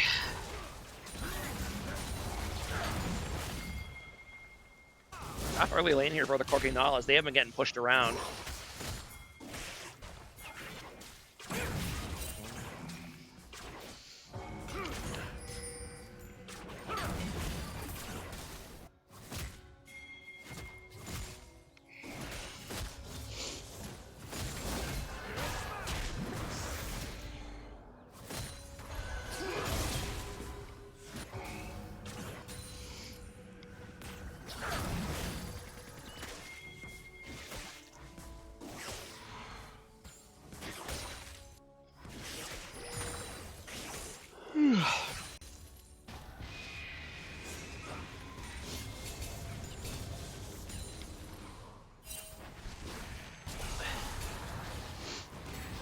Nice positioning here by Vlad, kind of forcing Ondivia to take a bunch of free damage by kind of keeping her there against the wall.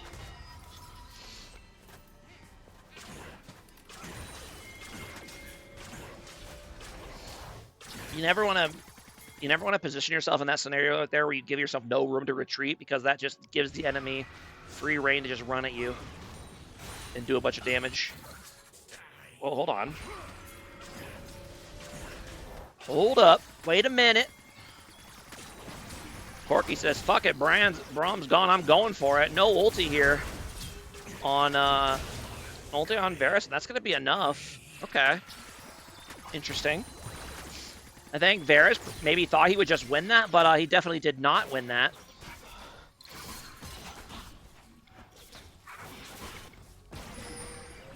The other side of the map could go ahead and take grubs as well. Okay.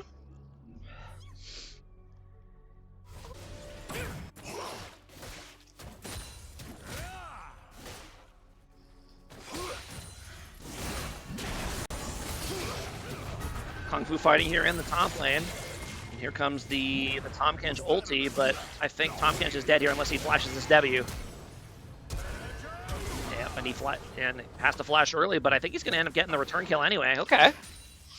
I feel like Set could have probably not flashed that far in the tower and still gotten the kill. But, you know, not a Set player. I could be wrong.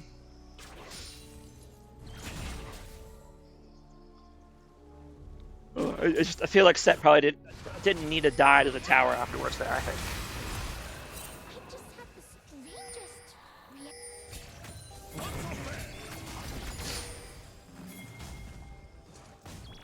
Dragon is coming up here. JAT gonna rotate to position. Malphite chilling in the bot lane bush, but you know, bot lane's not there. They're kind of busy, so now they're gonna go ahead and rotate over to the Dragon. Got the TP coming in from the Anivia, but it's not anywhere close to the fight. Malphite's gonna go in, nice 3-man Malphite ulti, and then the Bromfew's gonna snipe the Nautilus, but now Lilia's here. Three sleep Lilia, and Malphite is just kind of punching this Corki to death because they're not helping him at all. They don't give a fuck. Fuck ADCs, am I right? That's a feels bad, man moment right there. Your team's like, yeah, we're gonna dive him. Good luck with the Malphite. I don't know if it was the right or wrong call, but it sucks for the Corki.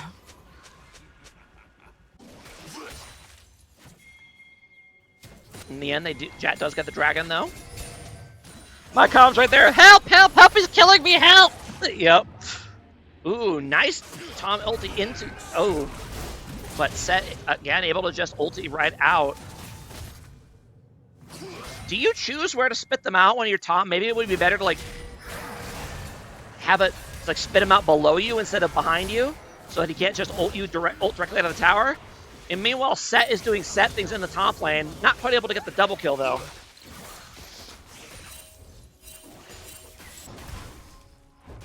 Supposed to do it away from turret, yeah. Normally, putting him behind you in the turret range is smart, but not against Set when he can just ult through you to get back out of get back to safety. So his account, he actually just said that a few minutes ago that he should spit him aside. Did I miss that?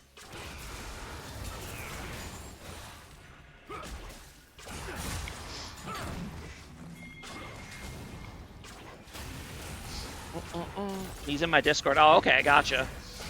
Well, there you go.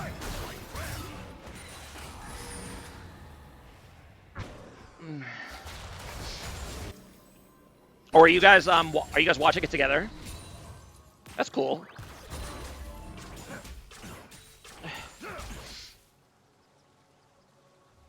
Game very close here, although the Dragon lead obviously here in favor of JAT, but Triforce coming in for Corki.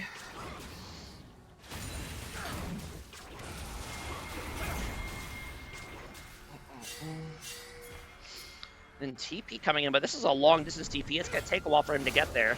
But Nautilus, nice flank from behind. Double into the double knockout by the Tahm Kench. And Brahm's gonna have to flash to escape, but will that get him to safety?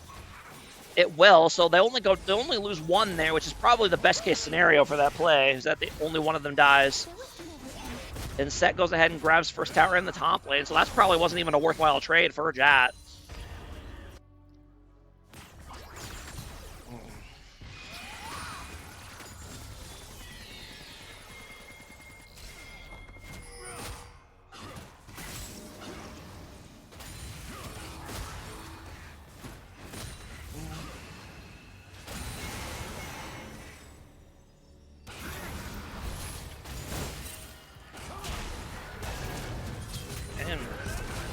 Vlad's gonna just try to, or Set's just gonna try to turn, but well played there by Vlad to dodge the abilities he needed to dodge and survive. Well done. I believe Val Devin is your most expensive player, right? I think he's a 7, if I remember correctly. When is the cutoff to join the league normally? So this usually we have two or three seasons per year. This season started on like March 6th or something. So usually around early March for the spring season, and then the other, I'm not actually not 100% sure about the other ones. Meanwhile, here in the, while I'm blabbing about here in the bot lane, Tahm Kench and Lily are having a grand old time. I'm not sure what the plans are for next season, Mr. Room Freak. I would guess maybe probably a month after this season is over, we might do a shorter summer split. The summer splits usually tend to be shorter because a lot of people are, you know, vacationing and stuff during the summer. Nice dive here by the JAT bot lane, able to get the Anivia. But yes, you are welcome to, you know, register on the website and request a rating, and you know, make yourself available as a sub. And yeah, just hang out and enjoy the season for now.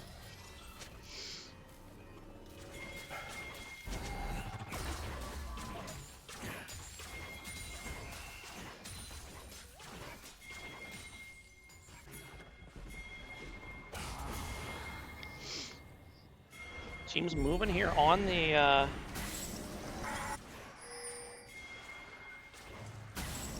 dragon. But when in Rome, definitely in much better position here. They should be able to get it without issue.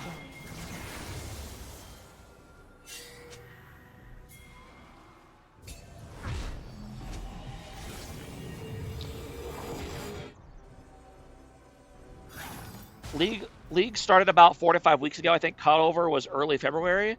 I think the team submissions had to be done by like, I want to say like February 26th, I believe was the date. Was that teams had to be finalized? I want to say, yeah, right around there.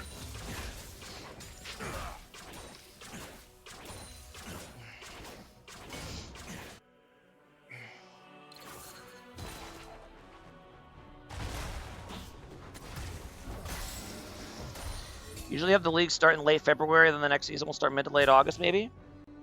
You tell me, you're the commissioner.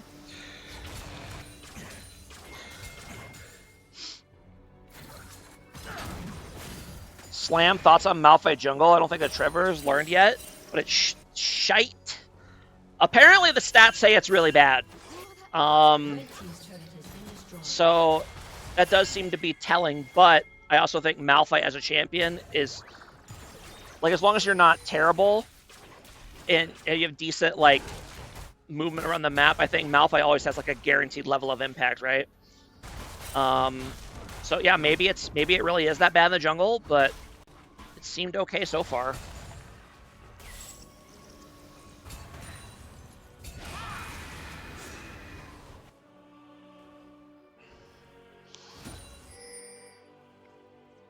I know that Malphite jungle was really crazy for like a patch or two because he was like he had like the fastest jungle clear in the game, but I believe they've nerfed that since then, and now he's not nearly as good.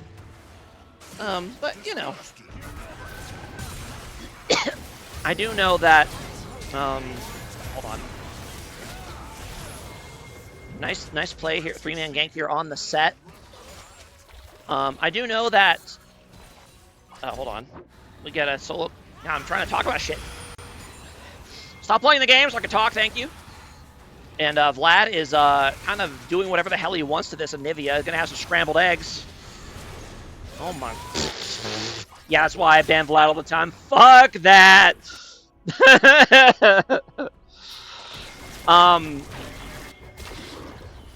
Yeah, I know that Malphite jungle's win rate is it's lowered a decent bit by people going AP in the jungle.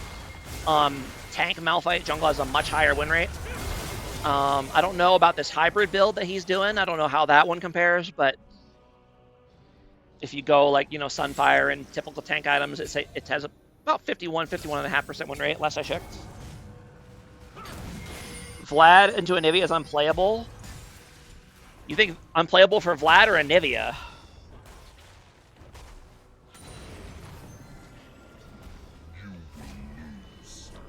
So far, the Vlads look pretty good. For unplayable for Vlad. Apparently, Valdevin didn't get the memo because he has controlled this lane from level 1. No problemo. Yeah, at this point, it doesn't matter, but...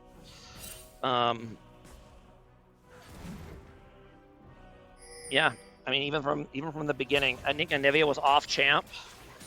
Yeah, Anivia is kind of an odd choice for a really bad Zed, so he might have kind of been running low on champions he really felt comfortable with, so they just went with the Anivia.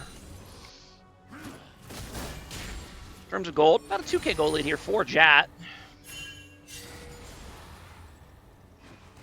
Malphite 7 wins 2 losses in Beer League. Top already see our support mid. It's a big fan of the Malphite. I do think Malphite top is really good.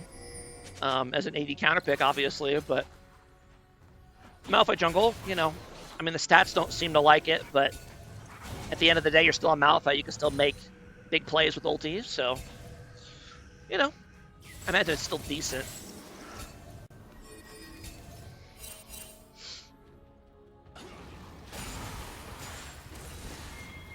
Especially a more coordinated play, I think, the value probably goes up. So you can get as much value out of your Malphite ult as possible when you're when you coordinate with your team to get big engagements. So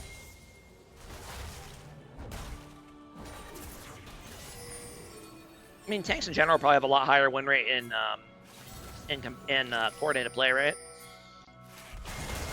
Oh, Malphite's gonna go ahead and rip it on the Corki. But no real follow-up, so Corki bails. Honestly, probably didn't even need to. Very nice 3-man ulti by the Lilia, but no damage coming out afterwards, so nothing really came of it. Now Vlad is finally here, and Tom Kench is going to ulti in, but now Vlad's going to go ahead and flash on the Varus. Is that going to be enough? It is with the help from the Tom Kench flashing over the wall, and now Set's going to go ahead and land the ulti combo on Vlad, and he's going to go down. And very nice walls here by Anivia to kind of control the battlefield. And they're trying hard to get in here, but this is where you don't want to fight Anivia, is in these choke points in the jungle. But Tom Ken's very tanky, he can keep going. Wait, what? How did his W just get canceled? I'm very confused. Okay, hold on. I know I love rewinding to explain things that confuse me. What happened here?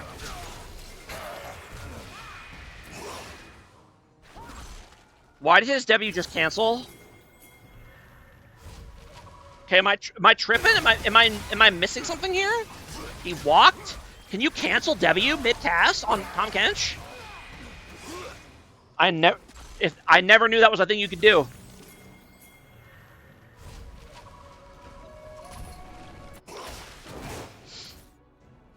I don't think so, but I didn't think so, but who knows? Yeah, I'm very confused. If you can cancel it, I'm not aware of it. I've never seen it before. What is JAT doing? LOL. Fair enough. Fair question. They are moving in on Dragon number 3. Pretty slow take, though, because it's just a couple tanks here. Winter Rome says, okay, we'll go for Baron while you're doing that. And our Baron takes a lot faster because we got a fucking Varus. And I don't think they don't even see this either. Now they see it. Tom Kench does have teleport, so he could TP here. And Vlad, a very dangerous champion to ever do Baron against. Vlad needs to go in now. He's waiting too long. He's going in. He's going to go ahead and pop the ulti. I think it only hits one person, though, which is really unfortunate. And then Malphite ult is going to go ahead and take him out the moment he comes out of pool. But if I go in, that's going to be a sleepy Malphite, but no follow-up, so he's going to actually get to walk out of here. Okay. Very strange fight. Like, I felt like if Vlad had gone earlier, he probably could have prevented that Baron. Probably needed to go at about 5,000 instead of 3,000. Just get in there and make him freak out a little bit. You can buy time with W, you know. Pop in, pop ulti, press W, you know. But in the end, When in Rome does get the Baron here, right? Yes. However, they do kind of come up behind on the play overall, so down 4K gold.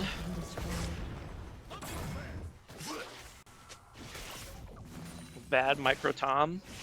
Yeah. I mean, Tom's pretty big. He's got the Heart Steel. He's got the Dusk and Dawn. 1,000 gold shutdown on the Tom Kench. Kind of out of nowhere, I feel like.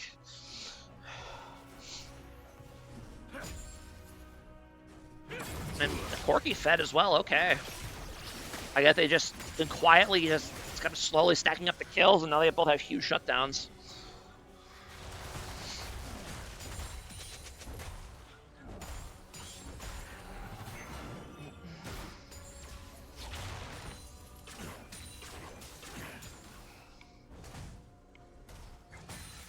Man, max strength 6% Omnivamp for Riftmaker versus 15 for Gunblade. Huh. That's kind of wild. I feel like the Omnivamp aspect of Riftmaker might be undertuned, but I don't know. The bigger the Tom, the bigger the set are. That is true. That is a solid point indeed. Gotta be careful you don't one-shot your own AD carry. That is true.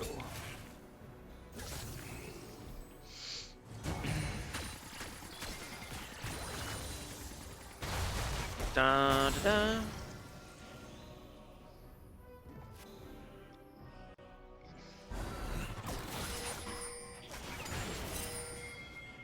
I'm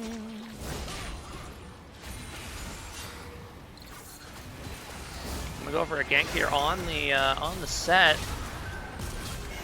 Nice set ulti there. Able to, I think he actually avoided the Lilia ulti by doing that. But he does end up going down. Oh no, Lily didn't ulti. Okay, never mind.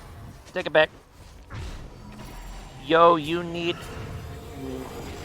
Neocatrin? The fuck is that, brother? Also, I have no idea who you are.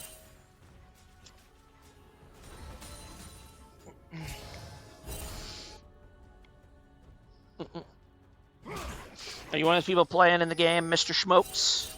What, or is it Shmoka? It's a little hard to see your name with the green color.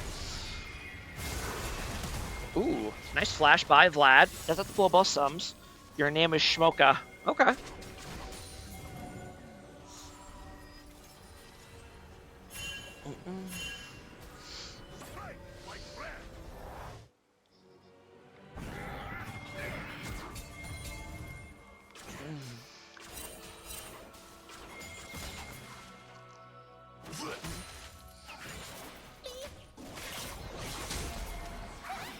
Yeah, I have no idea what he's asking about, but yeah, I think getting both Vlad sums there was huge. Vlad with sums without sums is a lot less dangerous in a team fight. Can't just ghost flash on your back line. This guy's in my Discord at Shmoka. He's trolling you, is he? Oh, okay. Gotcha. I see, I see.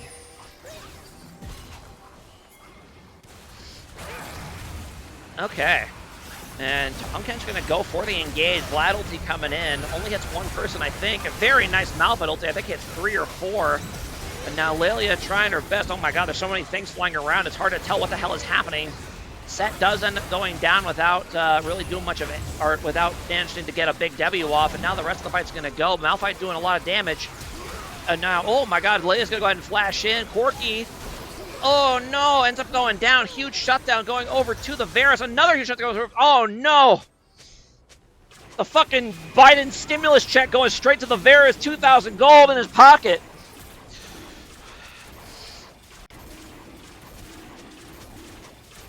And the 9 Dragon Soul as well. That's tough for JAT. Set W almost one tap catch. Did it? Honestly, there was so much crap happening on my screen, I didn't even see the W.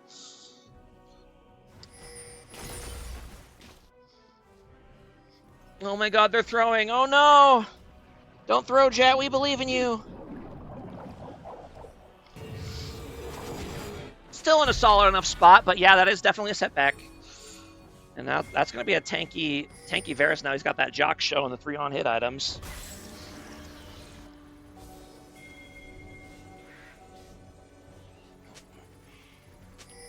I was a little surprised that Corki couldn't just burst the Varus here when they were fighting, because I feel like Crit should outburst on hit, but I guess he was standing in the Anivia ulti as well, so. Ooh. Kind of a nice catch here by the Anivia. Nautilus is going to go down. Does get the ulti up before he dies, but is it going to be enough to save the fight for his team? Now the rest of When in Rome is on the run. Set ulti going to come in, going to go for the Corki. He's going to one-shot him with the W. Tom not quite able to eat him fast enough. So Corki's going to go down, and Vlad trying his best, but he just gets turned on by everybody. Oh my goodness. Set, huge plays there by the Set. You got to be careful when you have a Set. You're standing behind your tank. You don't want to be in the blast zone. Go back, rewatch that. Yeah, we should. You're right. We should rewatch the play. All right. This is probably a buried pivotal fight this game, so let's go ahead and see what happened. Yeah, so Nautilus kind of gets caught out here. Caught a very nice wall here. And Malphite just walks up. He's just kind of standing in melee range. Does do the melee range ulti. Okay. And yeah, Set ults the Tom Kish right onto the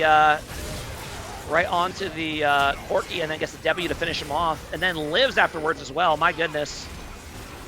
Yeah, LCS big Set plays right there. That's tough. You were in really good. JAT was in really good position to kind of put this game away, grab Dragon Soul, but they managed to lose team fights in a row, and now they're on the back foot. It's tough. Yeah, another lesson: don't give Set to JWM. His set's pretty good, pretty solid. So, you know, pro drafting tips.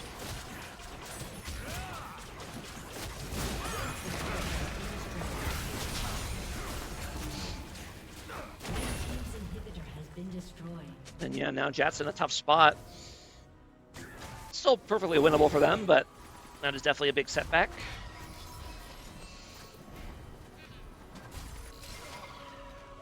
Oh, S is for manual camera. That's weird. Okay. Champ select blunder, maybe? Yeah, he keeps managing to get Set in these games, and I'm not sure how. So, yeah, some interesting draft decisions being made. JAT is new to the league, though, so they're not familiar with a lot of the long-time Beer League players. You know, I mean, they left Morgana unbanned all 3 games when we played them last week, so they clearly don't know. But yeah, you know, they'll learn. They will learn. We've got a few different players that are really infamous for one champion, and JWM and Set is one of them.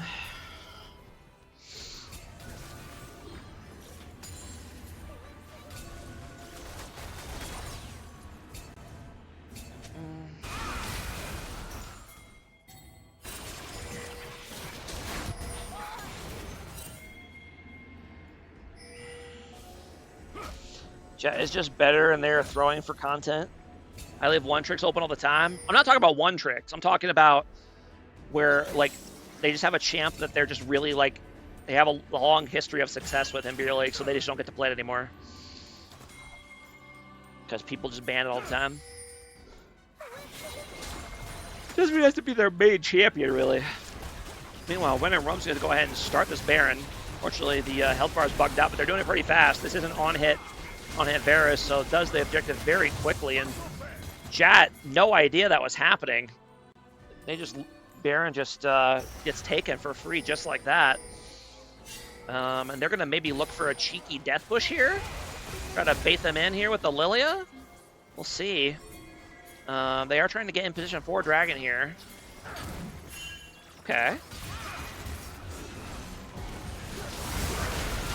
And the fight's going to begin. Vlad's going to go ahead and flash on the backline. Very strong ulti. And he's going to get Malphite ulted in return, though. Not able to get his W off before dying. And that's going to seal the game here in favor of When in Rome, I think. Indeed it will. Another clean 5-0 ace. Or another one team right here. And did you guys surrender? You guys aren't supposed to surrender in Beer League! Tisk, tisk, tisk. I don't know, it might be a spectator bug, but not supposed to surrender in Beer League. That is the rules. I mean, the game was over. Like, let's not get it twisted. They were going to end the game there, but generally, it's not a bug. Is it a bug? 6-foot Cuban, you are the captain of this team.